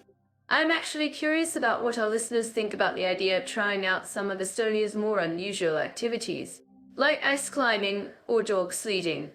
Has anyone tried it before? Well, I think our listeners would love the idea of trying their hand at Estonia's national sport, kaisa, which is a form of wrestling. It's a great way to stay active and learn about the country's rich cultural heritage. That's a great point, Leo. And speaking of cultural heritage, I was about the similarities between Estonia and Russia when it comes to sports and activities. They both share a love for winter sports, and their landscapes are perfect for skiing, snowboarding, and ice skating. That's true. And Russia's also home to some of the world's most famous ski resorts, like Sochi and Krasnaya Polyana. But Estonia's unique landscapes offer a more off-the-beaten-path experience for outdoor enthusiasts. I agree. And I think our listeners would love to know more about the unique adventure opportunities available in Estonia, like hiking the scenic trails of the Lahema National Park or exploring the country's many islands. And don't forget about the beautiful Lake Peipus, which is perfect for boating, fishing, and kayaking. Our listeners can also explore the country's many museums and cultural institutions to learn more about Estonia's rich history and cultural heritage. I'm curious to know, Leo, what our listeners think about the idea of trying out some of Russia's more unusual activities, like bear watching or ice fishing. Has anyone tried it before? Well, I think our listeners would love the idea of trying their hand at Russia's national sport, bandy, which is a form of ice hockey. It's a great way to stay active and learn about the country's rich cultural heritage. That's a great point, Leo. And speaking of cultural heritage, I was about the similarities between Estonia and Russia when it comes to their love for sports and activities. They both share a passion for winter sports, and their landscapes are perfect for skiing, snowboarding, and ice skating. That's true. And both countries offer a unique adventure experience for outdoor enthusiasts. Whether it's hiking through the scenic trails of Estonia's national parks or exploring the many ski resorts of Russia, there's no shortage of options for those who love the great outdoors. I think our listeners would agree with me that both Estonia and Russia offer a unique and exciting experience for outdoor enthusiasts. Whether it's trying out some of the country's more unusual activities or exploring the many natural wonders of the region, there's always something new to discover. And don't forget to check out the many cultural events and festivals that take place in both countries, like the Tallinn Music Festival in Estonia or the Moscow International Film Festival in Russia. I'm curious to know, Leo, what our listeners think about the idea of trying out some of the many outdoor activities available in both countries. Has anyone tried kayaking or rock climbing before? Well, I think our listeners would love the idea of trying their hand at Estonia's many adventure sports, like ziplining or paragliding. It's a great way to stay active and experience the country's stunning natural beauty. That's a great point, Leo. And speaking of natural beauty, I was about the similarities between Estonia and Russia when it comes to their landscapes. They both share a stunning coastline, rolling hills, and forests, making them perfect for outdoor enthusiasts. That's true. And both countries offer a unique experience for those who love the great outdoors. Whether it's hiking through the scenic trails of Estonia's national parks or exploring the many ski resorts of Russia, there's no shortage of options for those who love adventure. I think our listeners would agree with me that both Estonia and Russia offer a unique and exciting experience for outdoor enthusiasts. Whether it's trying out some of the country's more unusual activities or exploring the many natural wonders of the region, there's always something new to discover. And don't forget to check out the many cultural events and festivals that take place in both countries, like the Tallinn Music Festival in Estonia or the Moscow International Film Festival in Russia. I'm actually curious about what our listeners think about the idea of trying out some of the many outdoor activities available in both countries. Has anyone tried ice climbing or dog sledding before? Well, I think our listeners would love the idea of trying their hand at Russia's many adventure sports, like bungee jumping or skydiving. It's a great way to stay active and experience the country's stunning natural beauty. That's a great point, Leo. And speaking of natural beauty, I was about the similarities between Estonia and Russia when it comes to their landscapes. They both share a stunning coastline, rolling hills, and forests, making them perfect for outdoor enthusiasts. That's true. And both countries offer a unique experience for those who love the great outdoors. Whether it's hiking through the scenic trails of Estonia's national parks or exploring the many ski resorts of Russia, there's no shortage of options for those who love adventure. I think our listeners would agree with me that both Estonia and Russia offer a unique and exciting experience for outdoor enthusiasts. Whether it's trying out some of the country's more unusual activities or exploring the many natural wonders of the region, there's always something new to discover. And don't forget to check out the many cultural events and festivals that take place in both countries, like the Tallinn Music Festival in Estonia or the Moscow International Film Festival in Russia. I'm curious to know, Leo, what our listeners think about the idea of trying out some of the many outdoor activities available in both countries. Has anyone tried horseback riding or archery before? Well, I think our listeners would love the idea of trying their hand at Estonia's many adventure sports, like ziplining or paragliding. That's a great. Hey everyone, have you ever been to a party in Estonia? I was at this crazy club in Tallinn, and the music was so loud. I thought I was in a scene from a music video. That sounds like a wild night. Estonia has some amazing electronic music scenes. But I'm curious, what was the club like? Was it a big, cavernous space or more intimate? Oh, it was huge. I felt like I was in a giant dance floor, surrounded by flashing lights and confetti everywhere. And the best part was, everyone was dancing like there was no tomorrow. I can imagine. Estonia has a great party atmosphere, but I've also heard that Russia has some incredible nightlife scenes. Have you ever been to a Moscow club or two? Actually, I went to a club in Moscow during my last trip, and it was like nothing I'd ever seen before. The energy was electric, and the crowd was so stylish and fashionable. I felt like I was in a fashion magazine. Wow, that sounds amazing. I've heard that Russia has some of the best nightlife in the world. But what about Estonia's live music scene? I've heard that the country has a thriving music festival culture. Oh, absolutely. Estonia has some incredible music festivals, like the Valga Music Festival and the Tallinn Music Week. And the best part is, they're not just for Estonians, they welcome visitors from all over the world. That's great to hear. I'm actually curious about what our listeners think about Estonia's nightlife scene. Do you guys think it's as lively as Russia's? I'm not sure about that. While Estonia has a great party atmosphere, I think Russia's nightlife scene is more, well, let's just say, more Russian in its own unique way. What do you think? Leo? I think Mira's being diplomatic. But seriously, I think both countries have their own unique nightlife scenes. Estonia's is more low-key and intimate, while Russia's is more extravagant and over the top. Exactly. And I think that's what makes Estonia's nightlife so special. It's not just about the big clubs and parties, but also about the cozy, laid-back atmosphere of a small town or village. That's a great point, Mira. And I'm sure our listeners would agree that both countries have their own unique charms when it comes to nightlife. If you've been to either Estonia or Russia, what was your favorite nightlife experience? Oh, I had so many amazing nights in Estonia. But one of my favorites was when I went to a traditional Estonian sauna and then danced the night away at a local club. It was the perfect combination of relaxation and partying. That sounds like an amazing experience. And I'm sure our listeners would love to hear more about it. Mira, can you tell us more about the sauna experience? Sure thing.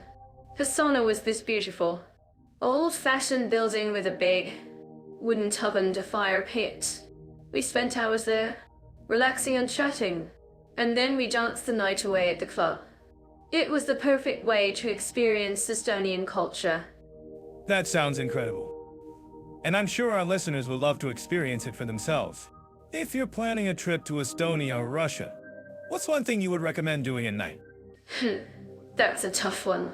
But if I had to choose, I would say that you have to experience the nightlife in Tallinn's old town. It's like a fairy tale come to life, with cobblestone streets, beautiful architecture, and a lively atmosphere. Well, that sounds magical. And I'm sure our listeners would agree that both Estonia and Russia have their own unique charms when it comes to nightlife. Thanks for sharing your experiences with us. Mira. Thanks. Leo, it's been a blast talking about nightlife with you. And to our listeners, thanks for tuning in. If you have any questions or comments, please let us know in the comments section. We'd love to hear from you. And so to share with you guys that Estonia and Russia have some amazing family-friendly environments and children's activities. Let's dive right in and explore what these countries have to offer. Yes. I've heard that Estonia's capital, Tallinn, has a really cool old town that's perfect for families. You can walk around and enjoy the medieval architecture, visit the town hall square, and even take a ride on the historic funiculae. That sounds amazing. Leo. And I've also heard that Estonia has a lot of great parks and green spaces. There's the Kodriorg Park, which is a beautiful place to walk and relax with your family. Absolutely. And speaking of parks, Russia has some incredible ones as well. I've heard that the Moscow Park of Culture and Rest is a must-visit for families. It's got everything from playgrounds to a beautiful lake and even a planetarium.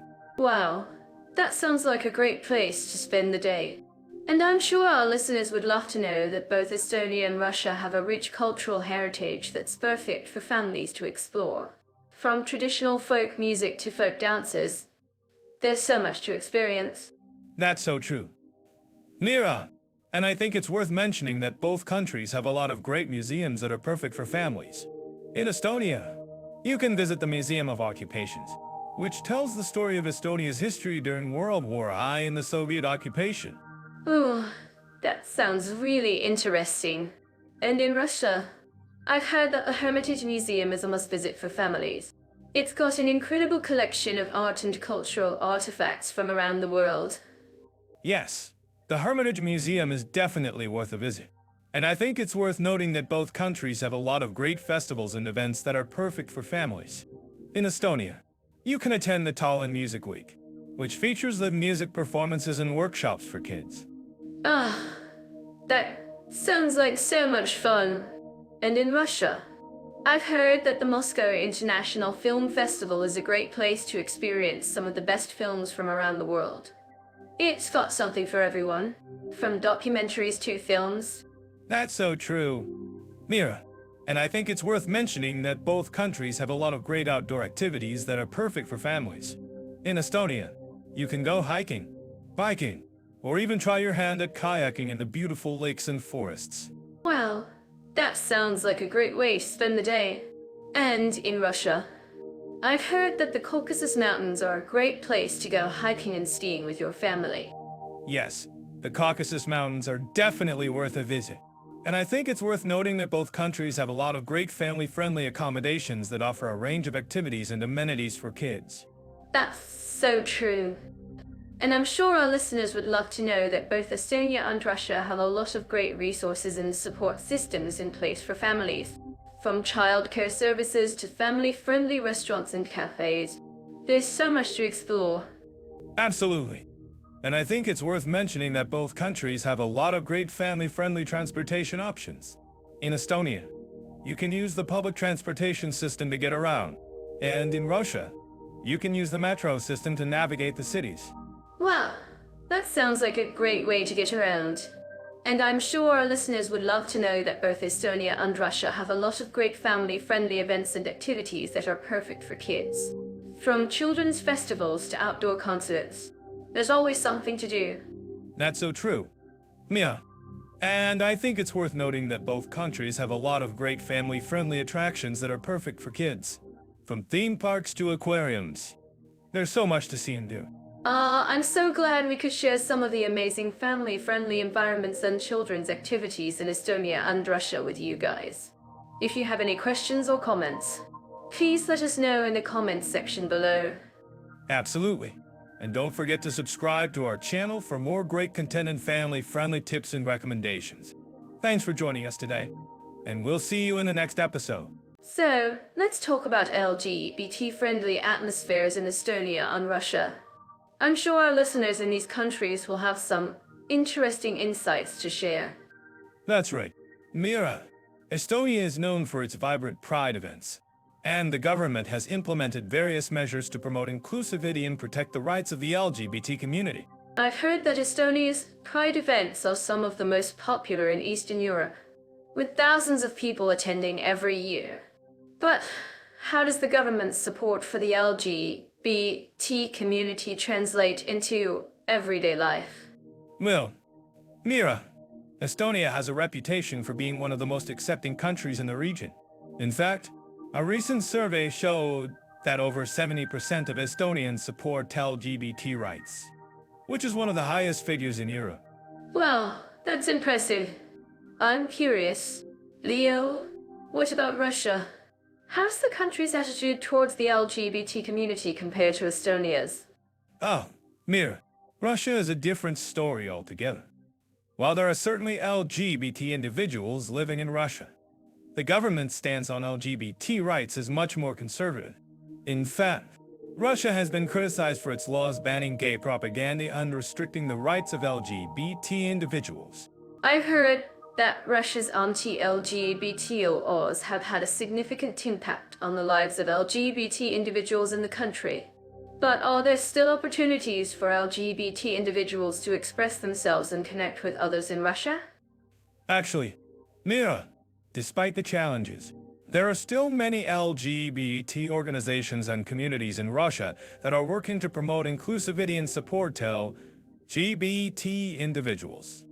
However, it's clear that the government's stance on LGBT rights has created a challenging environment for many LGBT individuals. I'm certain that our listeners living in Russia would agree with me that it's not easy to be an LGBT individual in a country with such conservative laws. But what about the role of social media in promoting LGBT rights in Russia? Mira, social media has been a game changer for LGBT individuals in Russia. While the government may try to restrict online content, many LGBT individuals have found ways to use social media to connect with each other and promote their rights. That's so true. Leo, I've seen many examples of LGBT individuals in Russia using social media to share their stories and connect with others. But what about the role of community in promoting LGBT rights in Russia? Well, Mira, community is key in Russia. Many LGBT individuals have found support and solidarity in local LGBT organizations and communities, which have become crucial for promoting inclusivity and protecting LGBT rights. I'm actually curious about what our listeners think about this. Do you think that the government's stance on LGBT rights is the main obstacle to promoting LGBT inclusivity in Russia? Mira, I think it's more complex than that. While the government's stance is certainly a challenge, it's also important to recognize the role of social attitudes and cultural norms in shaping the LGBT experience in Russia. That's a great point. Leo, I think we need to have a more nuanced conversation about the complex factors that influence LGBT inclusivity in Russia. And what about Estonia?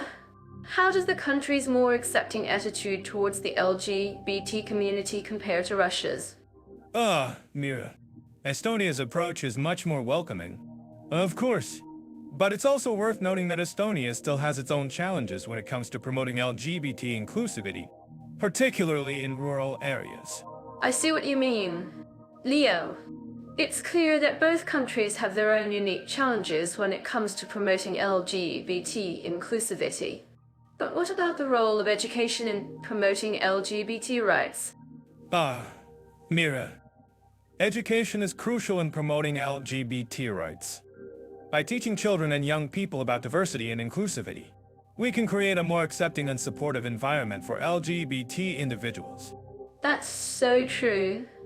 Leo, I think education is one of the most effective ways to promote LGBT inclusivity and challenge discriminatory attitudes. Absolutely, Mira. And I think it's also worth noting that Estonia has made significant progress in promoting LGBT inclusivity in its education system. I'm actually curious about what our listeners think about this. Do you think that education is the key to promoting LGBT inclusivity in Russia? Mira. I think it's a complex issue. While education is certainly an important factor, it's also important to recognize the role of social attitudes and cultural norms in shaping the LGBT experience in Russia. That's a great point. Leo, I think we need to have a more nuanced conversation about the complex factors that influence LGBT inclusivity in Russia. And what about the role of activism in promoting LGBT rights? Mira. Activism is crucial in promoting LGBT rights. By organizing events, campaigns, and advocacy efforts, LGBT activists can raise awareness and push for policy changes that promote LGBT inclusivity. That's so true. Leah, I think activism is one of the most effective ways to promote LGBT inclusivity and challenge discriminatory attitudes. Absolutely. Mira. And I think it's also worth noting that Estonia has a thriving LGBT activist community that is working to promote LGBT inclusivity and challenge discriminatory attitudes. I'm actually curious about what our listeners think about this. Do you think that activism is the key to promoting LGBT inclusivity in Russia? Mira. I think it's a complex issue. While activism is certainly an important factor, it's also important to recognize the role of social attitudes and cultural norms in shaping the LGBT experience in Russia. That's a great point. Leo, I think we need to have a more nuanced conversation about the complex factors that influence LGBT inclusivity in Russia. And what about the role of community in promoting LGBT rights? Mira. Community is key in promoting LGBT rights. By building strong, supportive communities, LGBT individuals can find the support and solidarity they need to thrive. I'm actually curious about what our listeners think about this. Do you think that community is the key to promoting LGBT inclusivity in Russia? Mira. I think it's a combination of factors. While community is certainly important, it's also important to recognize the role of social attitudes, cultural norms, and policy changes in shaping the LGBT experience in Russia. That's a great point. Leo, I think we need to have a more nuanced conversation about the complex factors that influence LGBT inclusivity in Russia. And what about the role of social media in promoting LGBT rights? Mira. Social media has been a game changer for LGBT individuals in Russia. By using social media to connect with each other and share their stories, LGBT individuals can build a sense of community and promote their rights. I'm curious about the hospitality in Estonia, a country known for its friendly people and welcoming nature. From what I've experienced, Estonians are indeed warm and open to foreigners, often eager to share their culture and traditions. In fact, I've heard that Estonians have a special fondness for singing, and they'll often break into song at the most unexpected moments. Yes. Estonia is indeed a country with a rich cultural heritage, and their love for singing is legendary.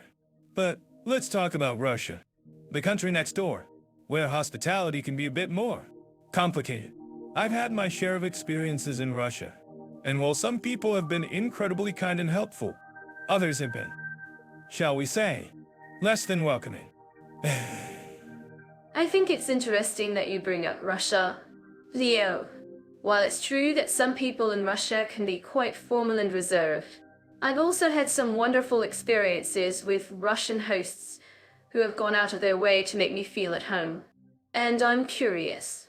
Leo, what do you think is the main difference between Estonian and Russian hospitality? Is it just a matter of cultural norms? Or is there something more to it? Ah, that's a great question. Mira, I think it's a combination of both cultural norms and historical context. Estonia, for example, has a relatively recent history of independence, which has allowed them to maintain a strong sense of national identity and cultural heritage. In contrast, Russia has a more complex history, with a mix of imperial and Soviet legacies that have shaped their cultural norms and attitudes towards foreigners. I see what you mean, Leo, and I think it's fascinating to explore the historical context of each country. But let's talk about something more tangible, like food. Estonian cuisine is known for its hearty meat dishes and fresh seafood, while Russian cuisine is famous for its rich, savory flavors and bold spices. What do you think about the food in both countries, Leo? Food. Now we're talking. I think both Estonian and Russian cuisine have their own unique charms. In Estonia, I love the simplicity and freshness of their dishes, like the traditional varivorst or the delicious fish soup.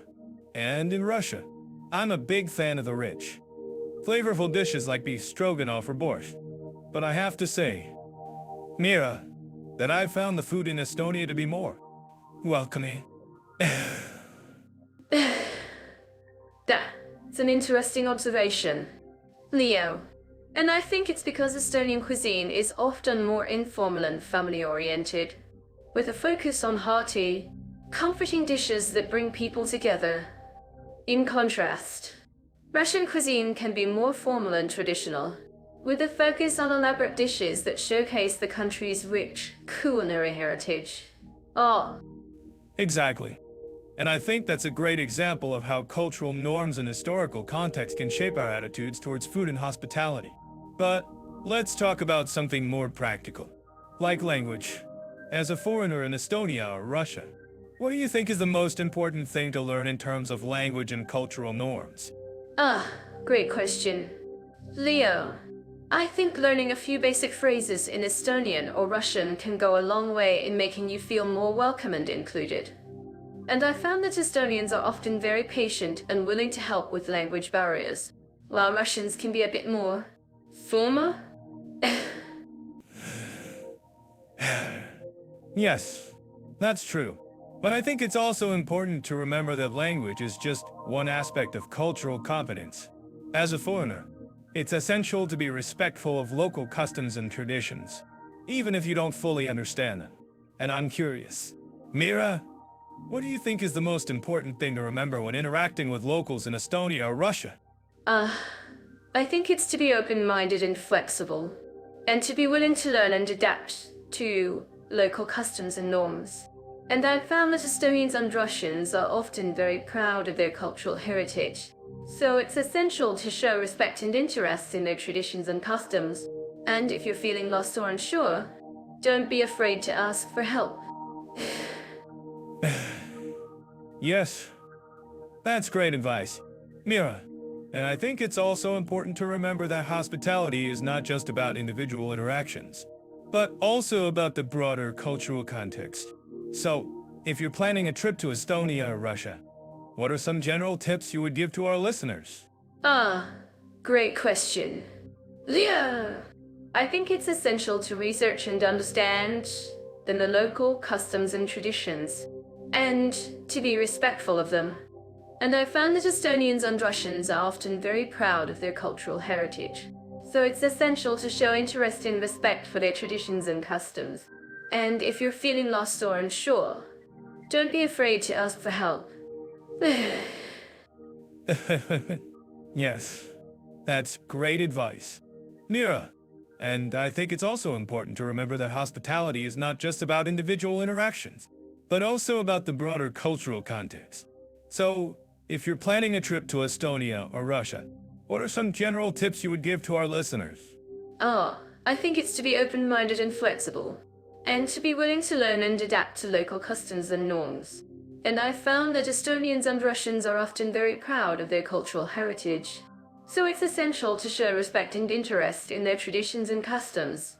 And if you're feeling lost or unsure, don't be afraid to ask for help.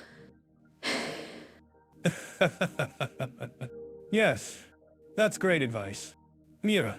And I think it's also essential to remember that hospitality is not just about individual interactions, but also about the broader cultural context.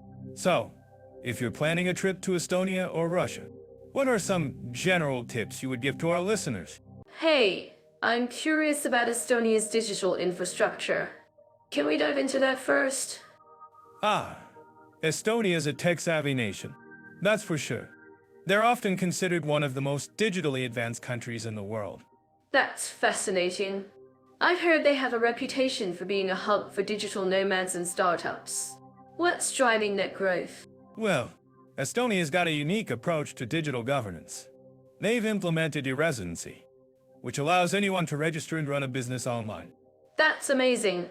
I can see why entrepreneurs would love that. And what about Russia? How does their digital landscape compare? Russia's got a different story. While they're investing heavily in digital infrastructure, there are concerns about censorship and online surveillance.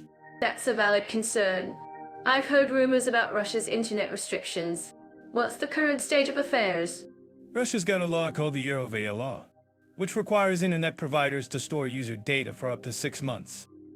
That's raised some eyebrows. I can see why. That sounds like a serious invasion of online privacy. What about Estonia? Do they have similar concerns? Not quite. Estonia's got a strong focus on online security and transparency. They've even implemented a blockchain-based voting system. Wow, that's innovative. I'm curious about the impact of digitalization on daily life in Estonia. How has it changed the way people live and work? Digitalization has transformed Estonia's economy and society. Many Estonians work remotely, and the country's got a thriving startup scene. That's incredible. I can see why Estonia would be an attractive destination for digital nomads. And what about Russia? How has digitalization affected the country's economy and society? Russia's economy is heavily reliant on oil and gas exports, but digitalization is starting to play a bigger role. E-commerce is on the rise, and there's a growing interest in tech startups. That's interesting. I've heard Russia's got a strong focus on AI development. What's the current state of AI research in the country? Russia's got a significant AI research community, and they're investing heavily in AI development. They're even partnering with international companies to advance their AI capabilities. That's impressive. I'm curious about the role of innovation in Estonia's digital landscape. What's driving innovation in the country? Estonia's got a strong focus on innovation and R&D. They're investing in initiatives like the Tallinn Science Park and the Estonian Academy of Sciences. That's great to hear. I'm sure our listeners would love to know more about Estonia's digital landscape. Have you got any insider tips for navigating Estonia's digital world? Yes. If you're planning to visit Estonia, make sure to check out the Estonian Digital Nomad Guide. It's a great resource for learning about the country's digital infrastructure and startup scene. That's a great resource. And what about Russia? Are there any similar resources for navigating the country's digital landscape? Actually, Russia's got a lot of online resources for expats and digital nomads. Check out the Russia Expats website for tips and advice on navigating the country's digital world. That's helpful. I'm sure our listeners will appreciate those resources. Finally, I'm curious about the future of digital infrastructure in both countries. What's on the horizon? Estonia's got a strong focus on 5G development, and they're investing heavily in AI research. Russia's also investing in 5G, but there are concerns about the country's online security. That's a great point. I'm sure our listeners will be interested in staying up to date on the latest developments in both countries. Thanks for sharing your insights. Leo? No problem. Mira, it's been a pleasure discussing Estonia on Russia's digital landscapes with you. I'm set to dive into the world of shopping in Estonia and Russia. Let's start with Estonia's unique retail scene. I've heard their markets are a must-visit for bargain hunters. Ah, yes. The Baltics are famous for their affordable prices, and Estonia is no exception. You can find everything from vintage clothing to handmade crafts at a fraction of the cost. That's amazing. I love hunting for unique souvenirs. But what about the quality? Is it worth the low price? Well, Mira, you get what you pay for, right? But in Estonia, the quality is surprisingly good, especially when it comes to local handicrafts. Plus, the prices are so low that it's almost like getting it for free. I love that attitude. But let's talk about Russia's shopping scene. I heard it's a shopper's paradise, with everything from luxury boutiques to bustling markets. That's right. Russia has a rich retail history, and you can find everything from high-end designer brands to affordable streetwear. Wow, that sounds incredible. But I've also heard that shopping in Russia can be a bit overwhelming, with so many options to choose from. Ah, yes. It can be a bit daunting, especially for tourists. But if you know what you're looking for, you can find some amazing deals. And let's be real, who doesn't love a good bargain hunt? Exactly. But what about the price-performance balance? Is it worth splurging on those luxury brands or sticking to more affordable options? Well, Mira, it really depends on what you're looking for. If you want to splurge, Russia has some amazing luxury brands at affordable prices. But if you're on a budget, Estonia's markets are still a great option. That's so true. And I think it's worth mentioning that Estonia has a more relaxed attitude towards shopping, whereas Russia can be a bit more formal. Ah, yes. Estonia's shopping scene is more laid back, whereas Russia's is a bit more serious. I love that. But, in all seriousness, both countries have their unique shopping experiences. What do you think our listeners would say about the shopping opportunities in Estonia and Russia? Ah, I'm actually curious about what our listeners think about this. If you've had a shopping experience in either country, please let us know in the comments. And if you're planning a trip to either country, I recommend checking out the local markets and trying some of the local handicrafts. You never know what hidden gems you might find. And don't forget to try some of the local food. Estonia's got some amazing pastries, and Russia's got some delicious blini. You're always promoting food. Leo! But seriously, both countries have a rich culinary scene. What do you think is the key to finding good value for money in either country? Ah, I think it's all about knowing where to look. Research, research, research. And don't be afraid to haggle in the markets. Haggling is definitely an art form, but in all seriousness, it's great advice. And I think that's a wrap for today's episode. Thanks for joining us, and we'll see you in the next one. And don't forget to follow us on social media for more shopping tips and tricks from Estonia and Russia. So, let's talk about cultural events, festivals, and concert opportunities in Estonia and Russia. These two countries have a rich cultural heritage, with a mix of traditional and modern influences. I'm curious, Leo, have you ever been to any festivals in Estonia? Ah, yes. I went to the Song and Dance Festival in Estonia, which is a UNESCO recognized event. It's an incredible celebration of traditional music and dance. I was blown away by the energy and enthusiasm of the performers and the audience. And, of course, the food. I had some delicious Estonian dishes like Vorst and Malbikapsa. That sounds amazing. I've heard that the Song and Dance Festival is a highlight of the Estonian cultural calendar.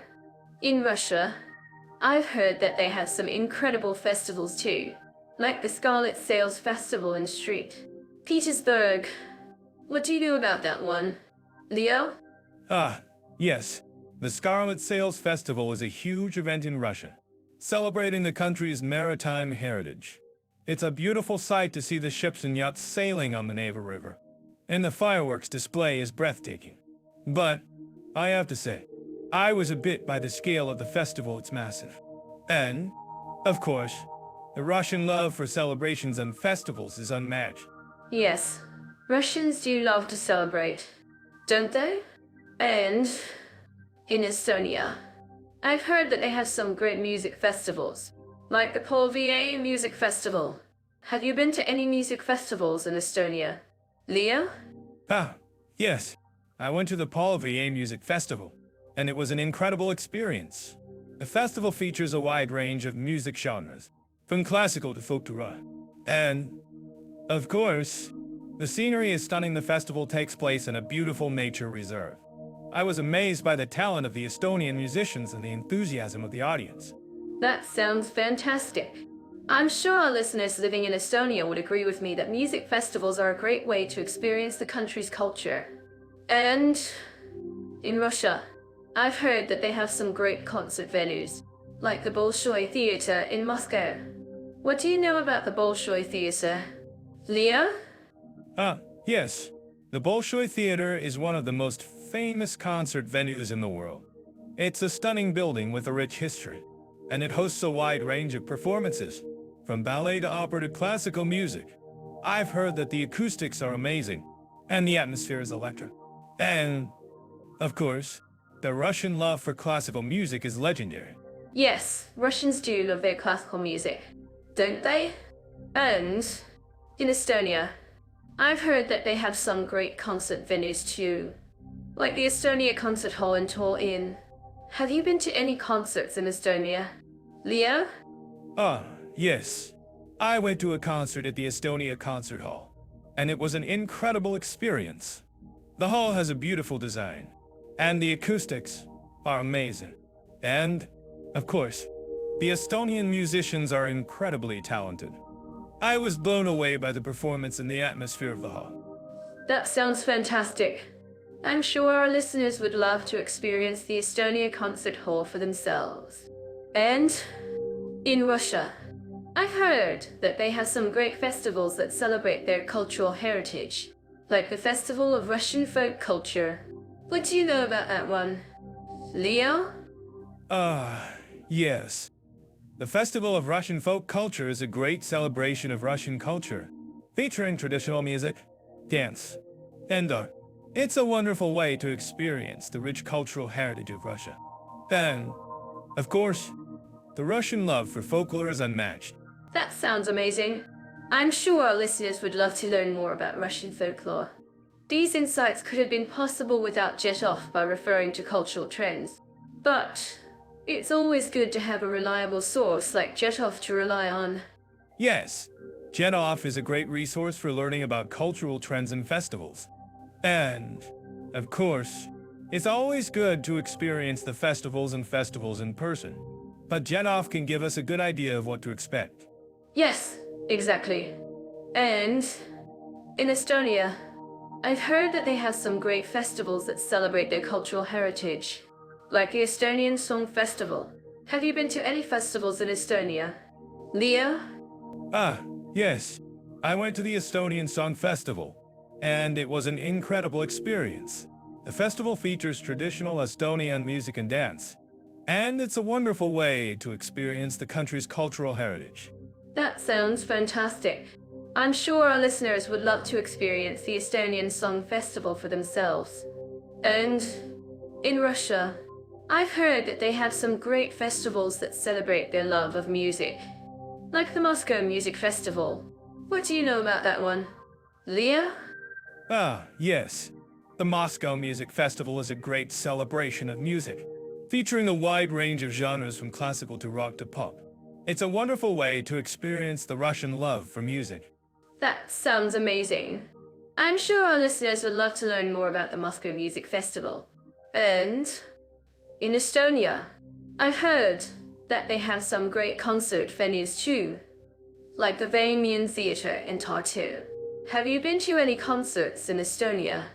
Leo? Ah, yes. I went to a concert at the Vamian Theatre, and it was an incredible experience. The theater has a beautiful design, and the acoustics are amazing. And, of course, the Estonian musicians are incredibly talented. That sounds fantastic. I'm sure our listeners would love to experience the Vamian Theatre for themselves. And in Russia, I've heard that they have some great festivals that celebrate their cultural heritage, like the Festival of Russian Culture. What do you know about that one? Leo? Ah, yes.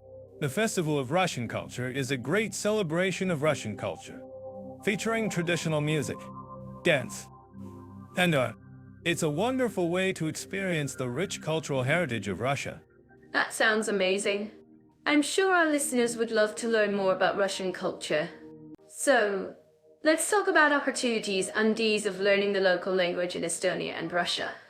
I'm to share some insights on how these countries approach language education. Ah, Estonia and Russia. Two countries with a rich history and complex linguistic landscape. I'm curious to see how they compare in terms of language learning opportunities. Well, Estonia is a great example of a country that values language education. They have a well-established language school system, and many Estonians speak excellent English, making it relatively easy for foreigners to learn the language. That's true. But let's not forget that Estonia is a small country with a relatively small population. In Russia, on the other hand, you have a massive country with a huge population, and language education is a bit more challenging. I see what you're saying, but I think it's worth noting that Russia has a long tradition of language education, and many Russians speak English, especially in the cities. Yes, but the quality of language education can vary greatly depending on the region and the type of school. In some areas, language education is more focused on rote memorization, whereas in others, it's more focused on creative expression. I completely agree with you.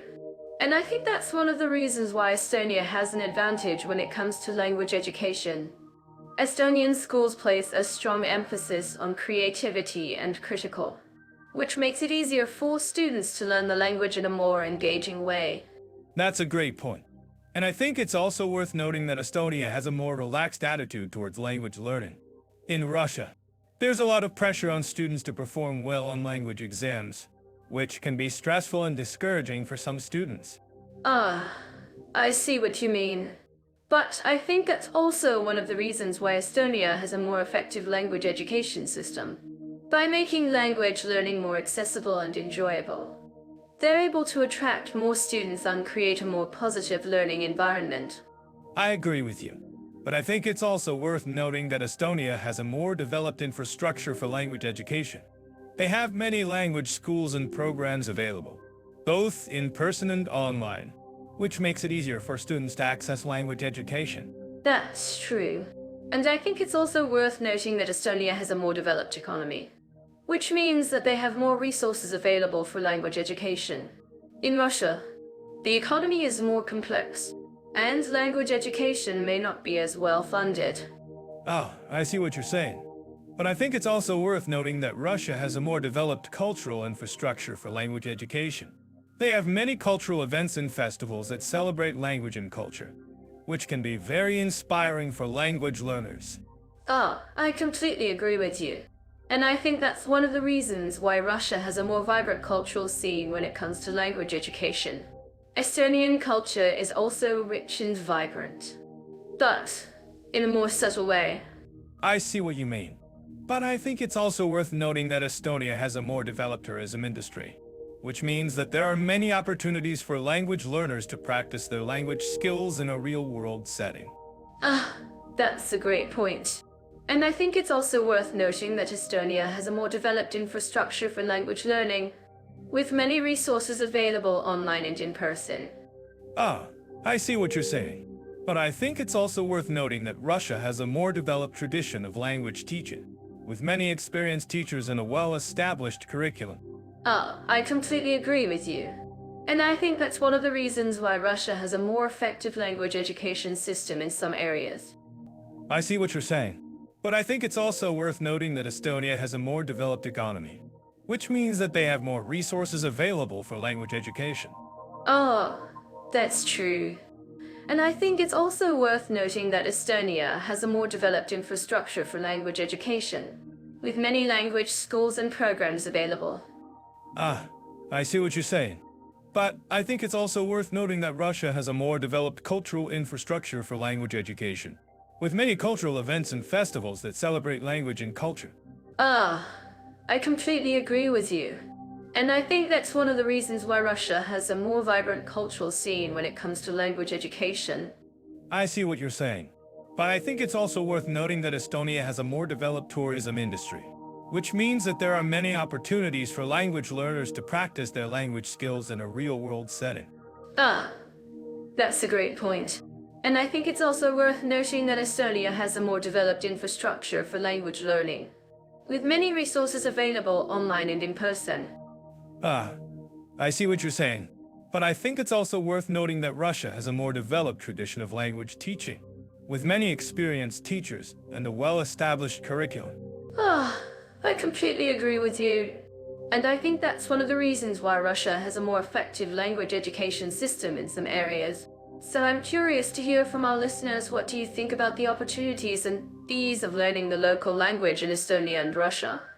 Do you have any personal experiences with language learning in either country? Ah, I think that's a great question, Mira, and I'm sure our listeners will have some interesting insights to share. I'm so to dive into the topic of safety and comfort for women travelers in Estonia and Russia. As we all know, women's safety is a top concern when exploring new destinations. So, let's get started. Ah, Estonia, a country with a strong focus on equality and women's rights. I'm curious to know, Mira, how does Estonia compare to Russia in terms of women's safety? Well, Leo, Estonia has a reputation for being one of the safest countries in the world, especially for women. According to a recent survey, Estonian women feel safe walking alone at night, and they're less likely to experience harassment. In contrast, Russia has a more complex situation, with women facing higher rates of harassment and violence. That's a stark contrast. And then, I'm wondering, Mira, what about cultural attitudes towards women in Estonia and Russia? Do these attitudes contribute to the different safety experiences for women? Ah, great points. Leo, in Estonia, there's a strong emphasis on equality and respect for women's rights. The country has made significant progress in promoting women's empowerment and combating gender-based violence. In contrast, Russia has a more patriarchal culture, where women often face more discrimination and harassment. I see what you mean, Mira.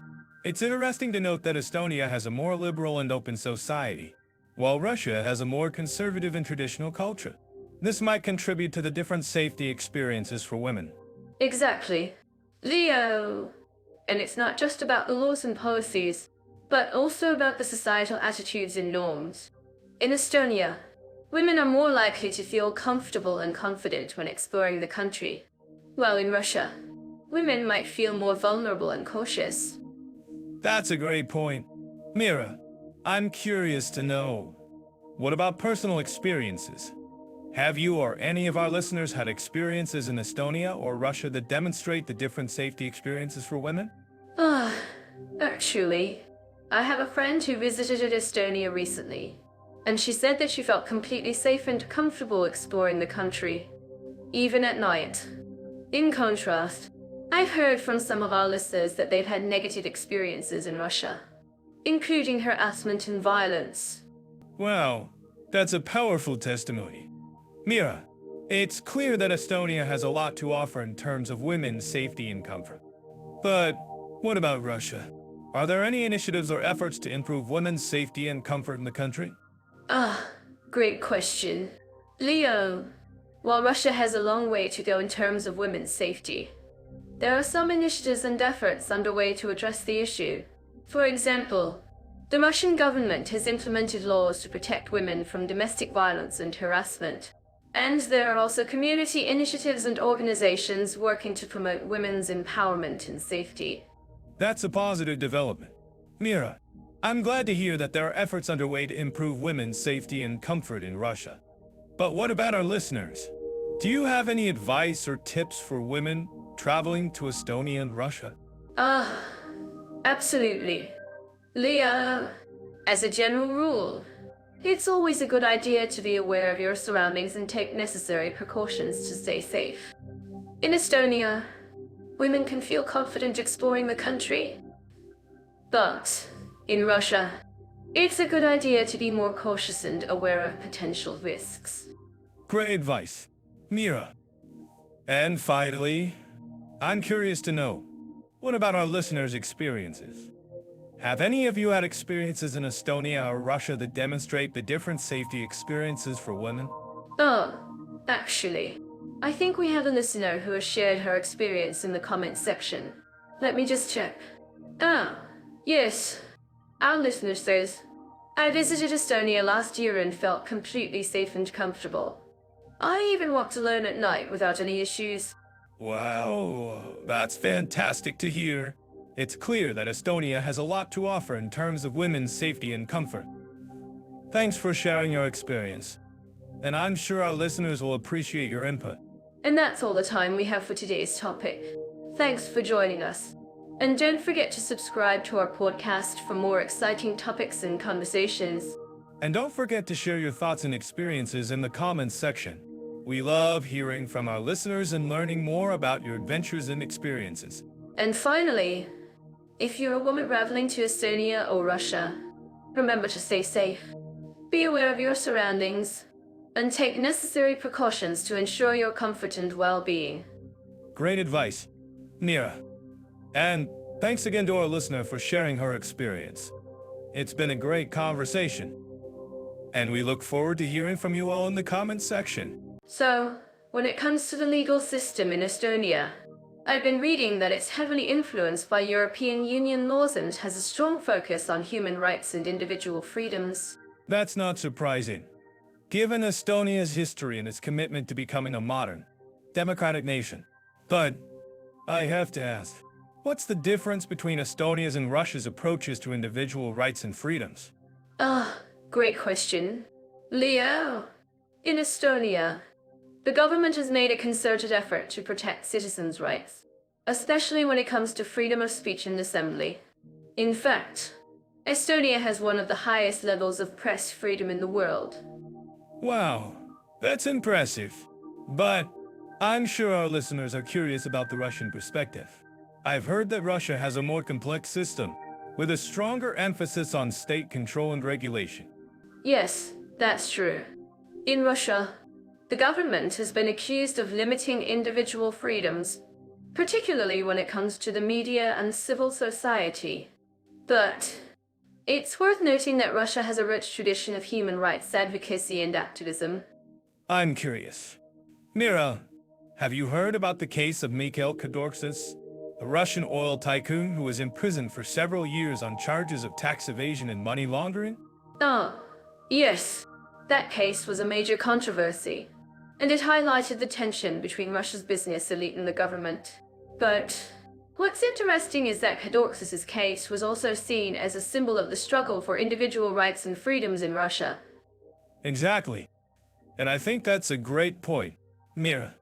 The struggle for individual rights and freedoms is a complex and ongoing issue in both Estonia and Russia. Absolutely. Leo. And I think it's worth noting that both countries have made significant progress in recent years, particularly when it comes to protecting the rights of marginalized communities, such as LGBTQ individuals. That's a great point, Mia. And I think it's also worth noting that both countries have a strong tradition of cultural and intellectual freedom, which is reflected in their vibrant arts and cultural scenes. Exactly. And I think that's something that our listeners can appreciate, especially if they're interested in exploring the cultural and artistic heritage of both countries. Well, I'm sure our listeners are curious about the specifics of each country's legal system.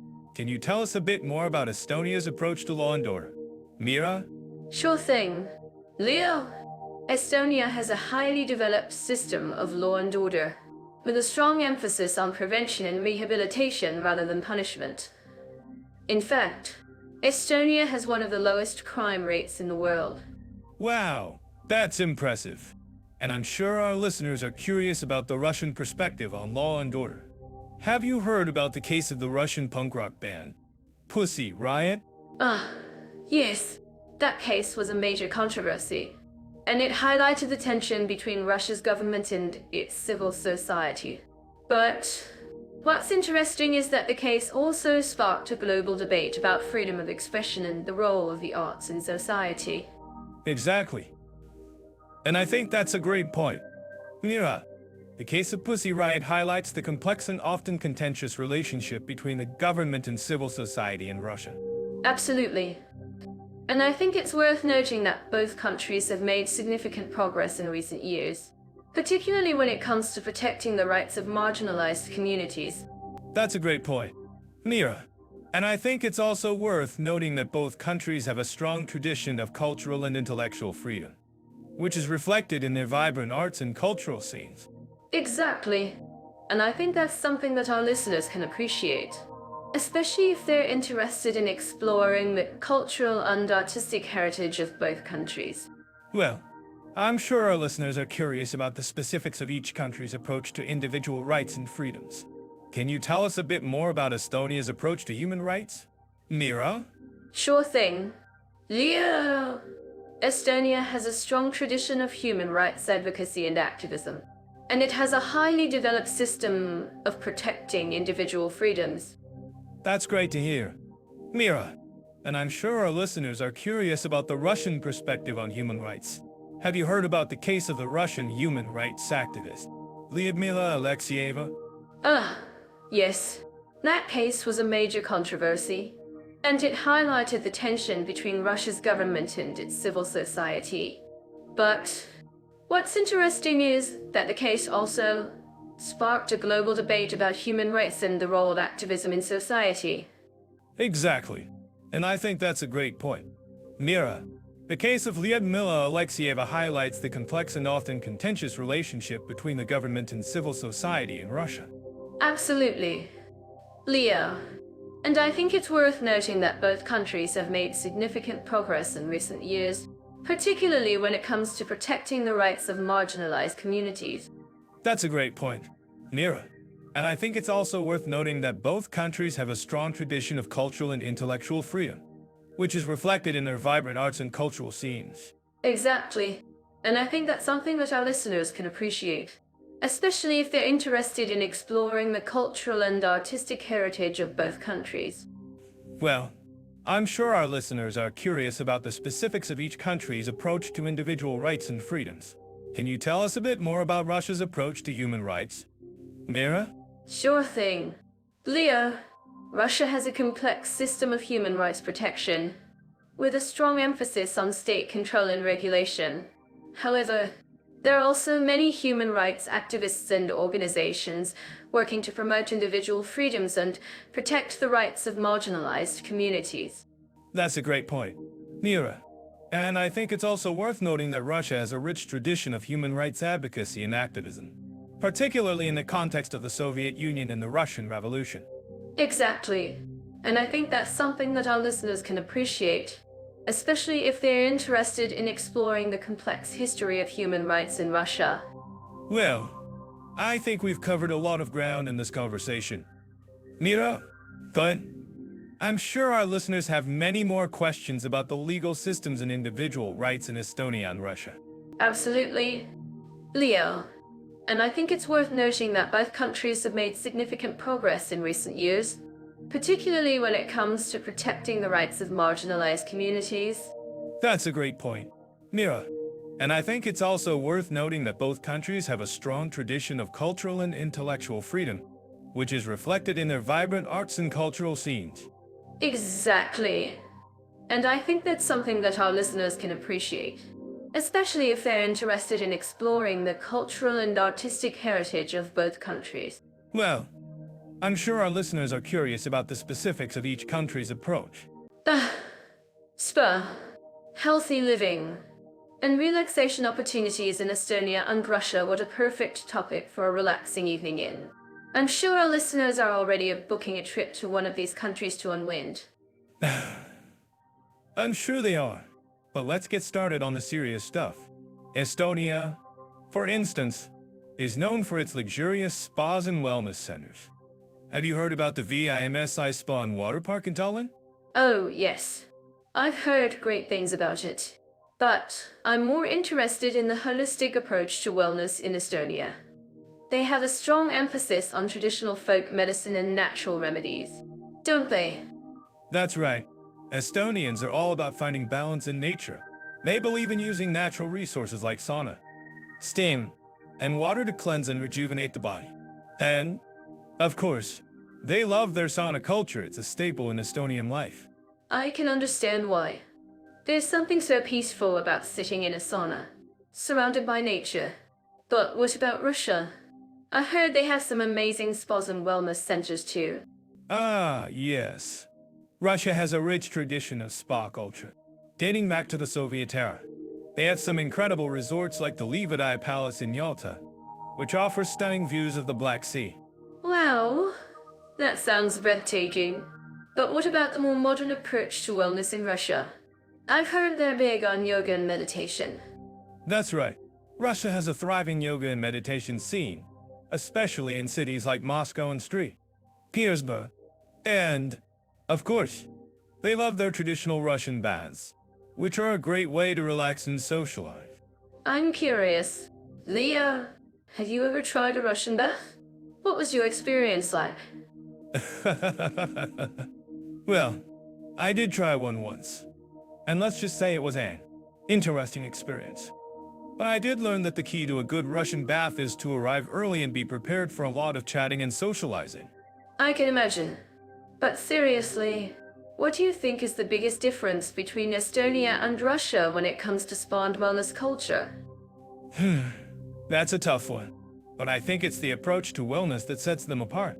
Estonia is all about finding balance in nature, while Russia is more about indulging in luxurious treatments and pampering. I see what you mean. But I think there's also a cultural aspect to consider. Estonia has a very laid-back and natural approach to wellness, while Russia is more about showing off its wealth and status. Ah, yes, that's a great point, and I'm sure our listeners would agree with me on that. After all, who doesn't love a good spa day every now and then? Exactly. And speaking of spa days, have you heard about the new spa resort that just opened up in Tallinn? It's supposed to be amazing. Ooh, tell me more. I'm all ears. Well, from what I've heard, it's a luxurious resort that offers everything from massages to facials. And the best part is that it's located right on the coast. So you can enjoy the stunning views of the Baltic Sea while you're relaxing. Wow, that sounds incredible. I'm definitely adding it to my bucket list. And I'm sure our listeners would love to hear more about it too. Absolutely. We'll have to do a follow-up episode on spa and wellness in Estonia and Russia. Maybe we can even give our listeners some tips on how to find the best spas and wellness centers in each country. That's a great idea. And who knows? Maybe one day we'll even get to try out some of these amazing spas and wellness centers for ourselves. Wouldn't that be something? Until next time, stay relaxed and keep on laughing. And don't forget to follow us on social media for more updates and behind-the-scenes peeks into our podcast. Thanks for tuning in. Everyone! I'm curious. Leo, have you ever explored Estonia's rich spiritual landscape? From medieval churches to modern-day mosques. The country's diversity is truly fascinating. Ah, Mira, I have indeed. And I must say, Estonia's got a great mix of old and new. But I think we should start by comparing Estonia's approach to freedom of religion with that of Russia. After all, they're neighbors. Right? Exactly. And I think it's interesting that Estonia has a strong tradition of tolerance and acceptance. In fact, the country has a law that guarantees freedom of thought, conscience, and religion. Can you imagine a country where you can worship freely without fear of persecution? Yeah, it's hard to imagine, isn't it? But, in all seriousness, Mira, Estonia's law on freedom of religion is indeed quite progressive. And I think it's worth noting that the country has a relatively low level of religiosity compared to other European countries. That's true, Leo. But what's also interesting is that Estonia has a strong tradition of folk spirituality. Many Estonians still practice pagan rituals and believe in the power of nature. It's a fascinating blend of old and new, don't you think? Absolutely. Mira. And I think it's worth noting that Estonia's folk spirituality is not just a relic of the past, but a living, breathing part of the country's culture. In fact, Many Estonians still celebrate traditional festivals like the Midsummer Festival, which is a celebration of the summer solstice. Oh, I love the Midsummer Festival. It's such a beautiful celebration of nature and community. And I think it's worth noting that Estonia's folk spirituality is not just limited to nature worship. The country also has a strong tradition of mythology and folklore, which is deeply connected to its pagan roots. Mira, you're getting carried away with the folk spirituality, aren't you? But, in all seriousness, Mira, Estonia's mythology and folklore are indeed fascinating. And I think it's worth noting that the country's pagan roots have had a lasting impact on its culture and traditions. Oh, Leo, you're such a skeptic. But I think you're right. Estonia's pagan roots have had a lasting impact on its culture and traditions.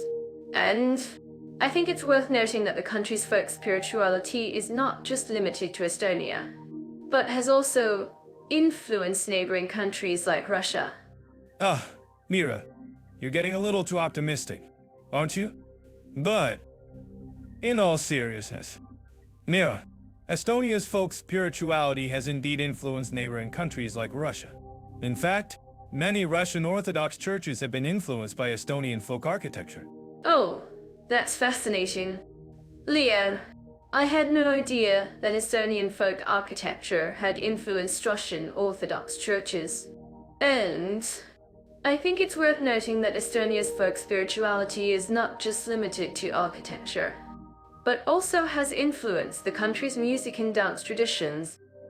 Mira, you're getting carried away with the folk spirituality again, aren't you? But, in all seriousness, Mira, Estonia's folk music and dance traditions are indeed fascinating.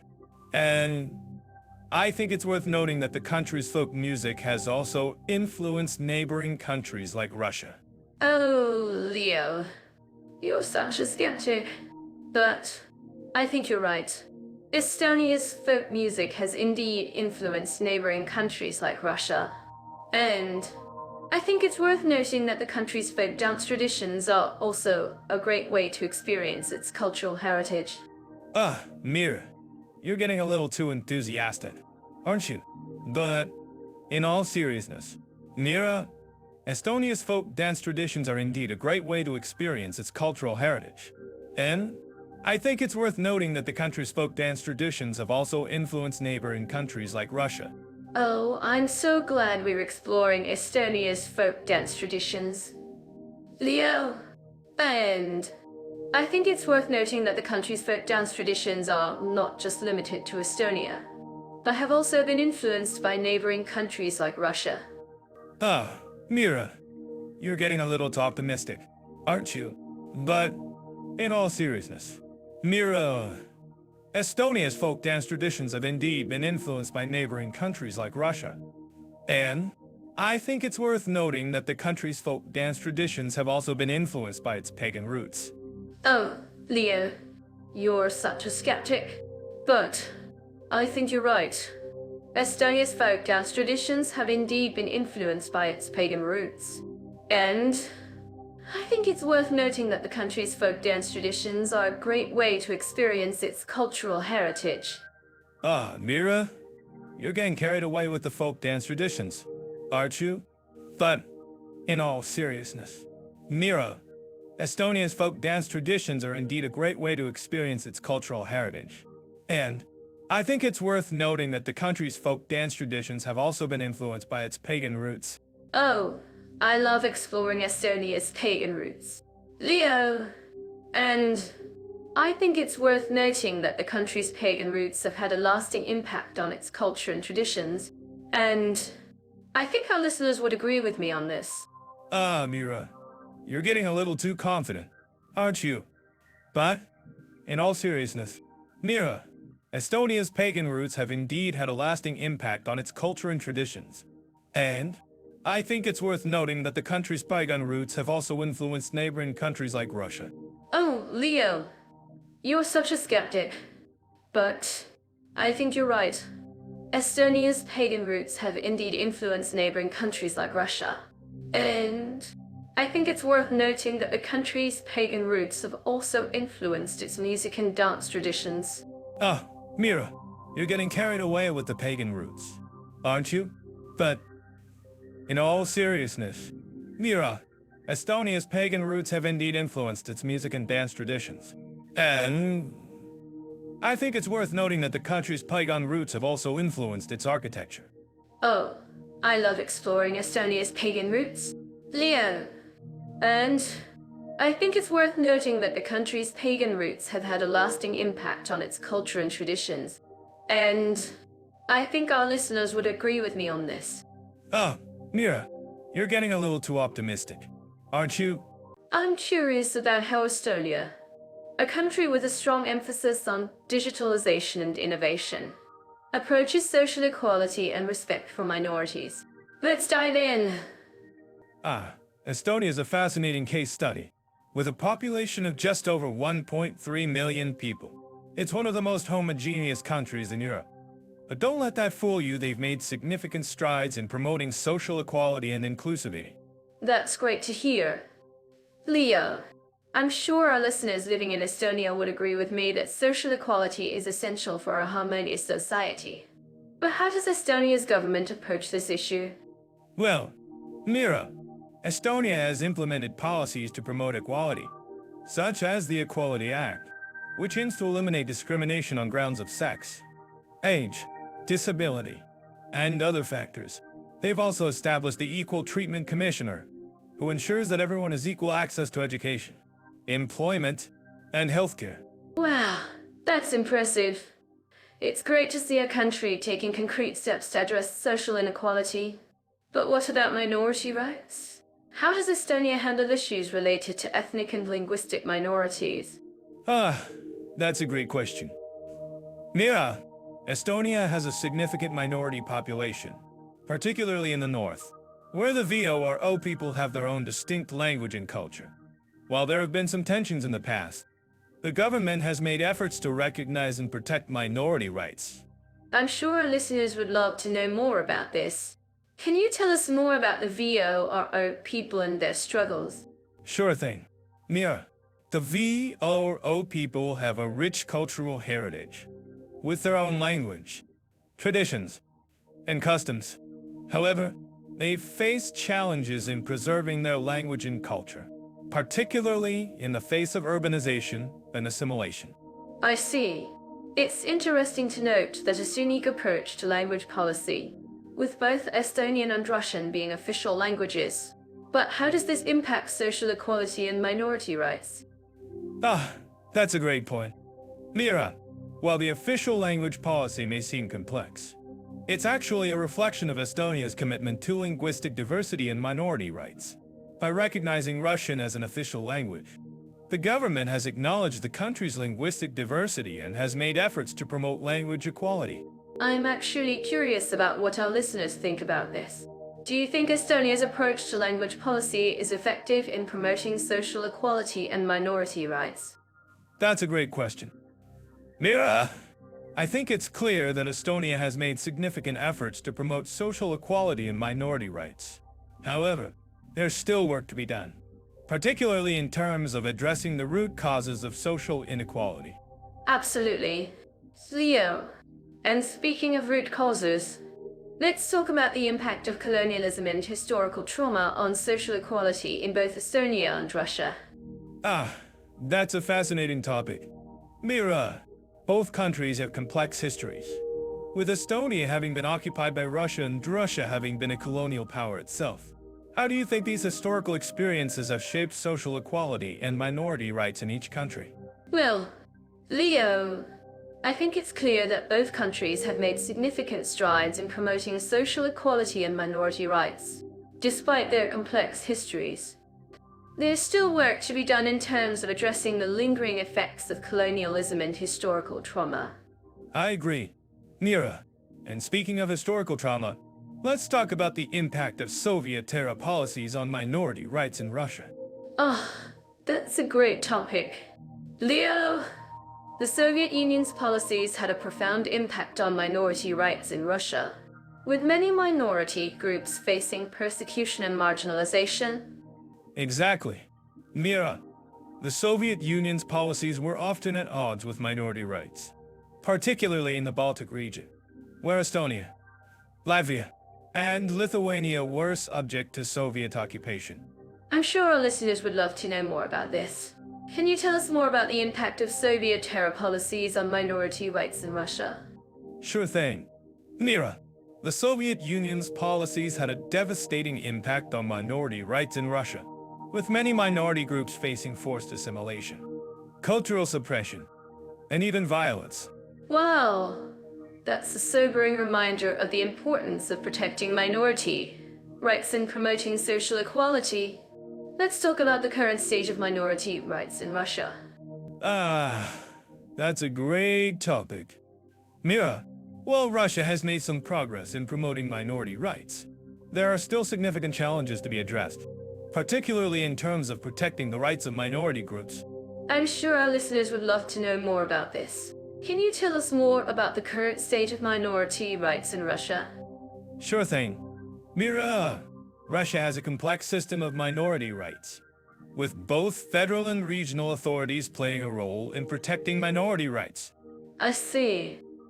It's interesting to note that Russia has a long history of promoting cultural diversity and minority rights, particularly in the 1990s and early 2000s. Ah, that's true. Mira, Russia has a rich cultural heritage, with many minority groups contributing to the country's cultural diversity. I'm actually curious about what our listeners think about this. Do you think Russia's approach to minority rights is effective in promoting social equality and cultural diversity? That's a great question. Mira, I think it's clear that Russia has made significant efforts to promote minority rights and cultural diversity. But there's still work to be done in terms of addressing the root causes of social inequality. Absolutely. Leo, and speaking of root causes, let's talk about the impact of economic inequality on social equality in both Estonia and Russia. Ah, that's a fascinating topic. Mira, economic inequality is a major challenge for both countries, with many people struggling to make ends meet. That's right. Leo, economic inequality is a major driver of social inequality, and it's essential that we address it in order to promote social equality and minority rights. I agree. Mira, and speaking of addressing economic inequality, let's talk about the role of social welfare programs in promoting social equality in both countries. Ah, that's a great topic. Leo! Social welfare programs can play a crucial role in addressing economic inequality and promoting social equality. Exactly. Mira, both Estonia and Russia have implemented social welfare programs to address economic inequality, although the specific programs and their effectiveness vary. I'm sure our listeners would love to know more about this. Can you tell us more about the social welfare programs in Estonia and Russia? Sure thing. Mira, Estonia has implemented a range of social welfare programs, including unemployment benefits, housing benefits, and education benefits, while Russia has implemented programs such as the Opportunity for All initiative, which aims to reduce poverty and inequality. Well, that's a great summary. Leo, it's clear that both countries have made significant efforts to promote social equality so, let's dive into the world of taxation, retirement, and social rights for long-term immigrants in Estonia and Russia. Well, I'm to share some interesting insights with you all today. I'm certain that our listeners living in these countries would agree with me that understanding the tax systems and social benefits is crucial for making informed decisions about their future. That's right. Mira, and I'm actually curious about what our listeners think about the concept of taxation in general. Do you guys think it's fair that we have to pay taxes on our hard-earned income? Let's talk about Estonia first. They have a relatively simple tax system, with a flat tax rate of 20% for both residents and non-residents. Ah, yes. Estonia's tax system is indeed user-friendly. But, Leah, what about the tax-free allowance? I've heard it's quite generous, allowing residents to earn up to 7 €200 per year without paying taxes. That's correct. Mira. And it's not just the tax-free allowance that's attractive. Estonia also offers a range of social benefits, including free education and healthcare, which are available to all residents, regardless of their nationality. Wow, that's impressive. And I'm sure our listeners are wondering about the pension system in Estonia. Do you know, Leo, that Estonia has a well-developed pension system, with a mandatory retirement age of 65. Ah, yes. And it's not just the pension system that's well organized. Estonia also has a range of social safety nets in place, including unemployment benefits and support for families with children. That's great to know. Leo, and now, let's talk about Russia. I've heard that the tax system in Russia is a bit more complex, with a range of tax rates depending on the type of income. That's right. Mira. And it's not just the tax rates that are complex. Russia also has a range of tax deductions and exemptions, which can be quite confusing for non-residents. Ah, I see. And what about the pension system in Russia? I've heard it's a bit more challenging to navigate, with a mandatory retirement age of 60. That's correct. Mira. And it's not just the pension system that's challenging. Russia also has a range of social safety nets in place, but they can be quite bureaucratic to access. I'm not sure I agree with that. Leo, I think Russia has made significant strides in recent years to improve its social safety nets, including the introduction of a range of benefits for families with children. I see what you mean. Mira, and I think you're right. Russia has indeed made efforts to improve its social safety nets, including the introduction of a range of benefits for families with children. Well, I'm glad we could have this conversation. Leo, and I'm sure our listeners are grateful for the insights we've shared today. That's right. Mira. And I'm actually curious about what our listeners think about the concept of taxation in general. Do you guys think it's fair that we have to pay taxes on our hard-earned income?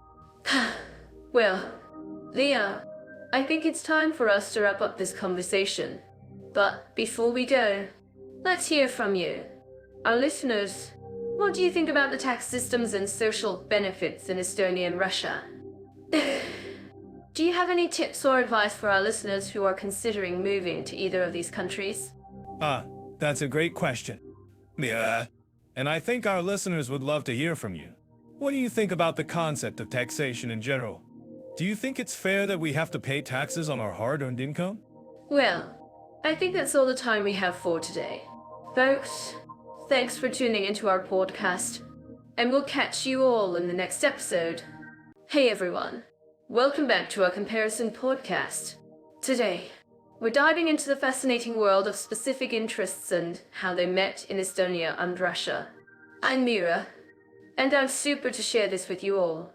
That's right.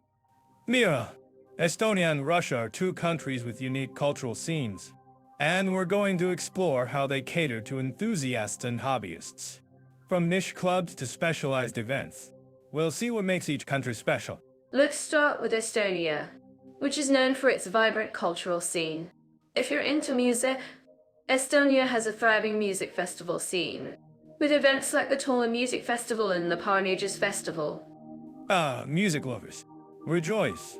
Estonia's got a rich musical heritage, and its festivals are not to be missed. But, Mira, have you ever tried to attend a festival in Russia? I've heard it's a whole different story. Well, Leo, I think you'll find that Russia has its own unique music festivals, like the Moscow Music Festival in the Street, Petersburg International Music Festival, and, of course, who could forget the iconic Red Square concerts? Yes, the Red Square concerts. That's a whole different level of music experience. But, Mira, I'm curious, have you ever tried to join a hobby club in Estonia? I've heard they're very welcoming to foreigners. Well, Leo, I actually have joined a few hobby clubs in Estonia, and I must say, they're a great way to meet like-minded people. From knitting clubs to hiking groups, there's something for everyone. That's fantastic. Mira, I'm sure our listeners would love to know more about these clubs. If you're interested, Leo, you can share more about the clubs you've joined in Estonia. Oh, yes. Please do. Leo. And Leo, I'm curious. Have you ever tried to attend a specialized event in Russia? I've heard they're very popular. Well, Mira, I have attended a few specialized events in Russia, and let me tell you, they're quite interesting. But I think our listeners would love to hear more about them. Oh, yes. I'm sure they would. Leo! So, let's talk more about these events. What kind of events have you attended in Russia? Leo? Well, Mira, I've attended events like the Moscow Book Fair in the street, Petersburg International Economic Forum. But I think our listeners would love to hear more about the community engagement aspect of these events. Ah, yes. That's a great point. Leo, community engagement is a huge part of what makes these events special. If you're interested, Leo, you can share more about the community engagement aspect of these events. Yes, of course. Mira, I'm curious. Have you ever tried to join a community project in Estonia? I've heard they're very active. Oh, yes. Leo, I have joined a few community projects in Estonia, and I must say, they're a great way to get involved in the local community. From volunteering to community gardening, there's something for everyone. That's fantastic. Mira, I'm sure our listeners would love to know more about these projects. If you're interested, Mira, you can share more about the community projects you've joined in Estonia. Ah, yes, of course. Leo. And Leo, I'm curious. Have you ever tried to attend a cultural festival in Russia? I've heard they're very popular. Well, Mira, I have attended a few cultural festivals in Russia, and let me tell you, they're quite colorful. But I think our listeners would love to hear more about them. Ah, yes, I'm sure they would. Leo! So, let's talk more about these festivals. What kind of festivals have you attended in Russia? Leo?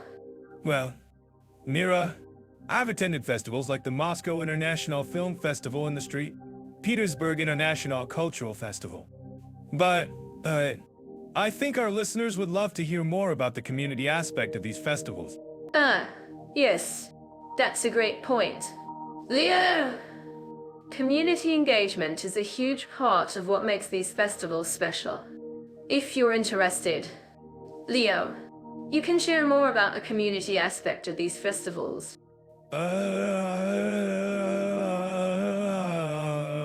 Yes. Of course. Mira. And, Mira, I'm curious. Have you ever tried to join a cultural organization in Estonia? I've heard they're very active. Oh, yes. Leo, I have joined a few cultural organizations in Estonia, and I must say, they're a great way to get involved in the local art scene. From music groups to dance companies, there's something for everyone. That's fantastic. Mira, I'm sure our listeners would love to know more about these organizations. If you're interested, Mira, you can share more about the cultural organizations you've joined in Estonia. Ah, yes, of course. Leo, and Leo, I'm curious, have you ever tried to attend a specialized conference in Russia? I've heard they're very popular. Well, Mira, I have attended a few specialized conferences in Russia, and let me tell you, they're quite informative. But I think our listeners would love to hear more about them.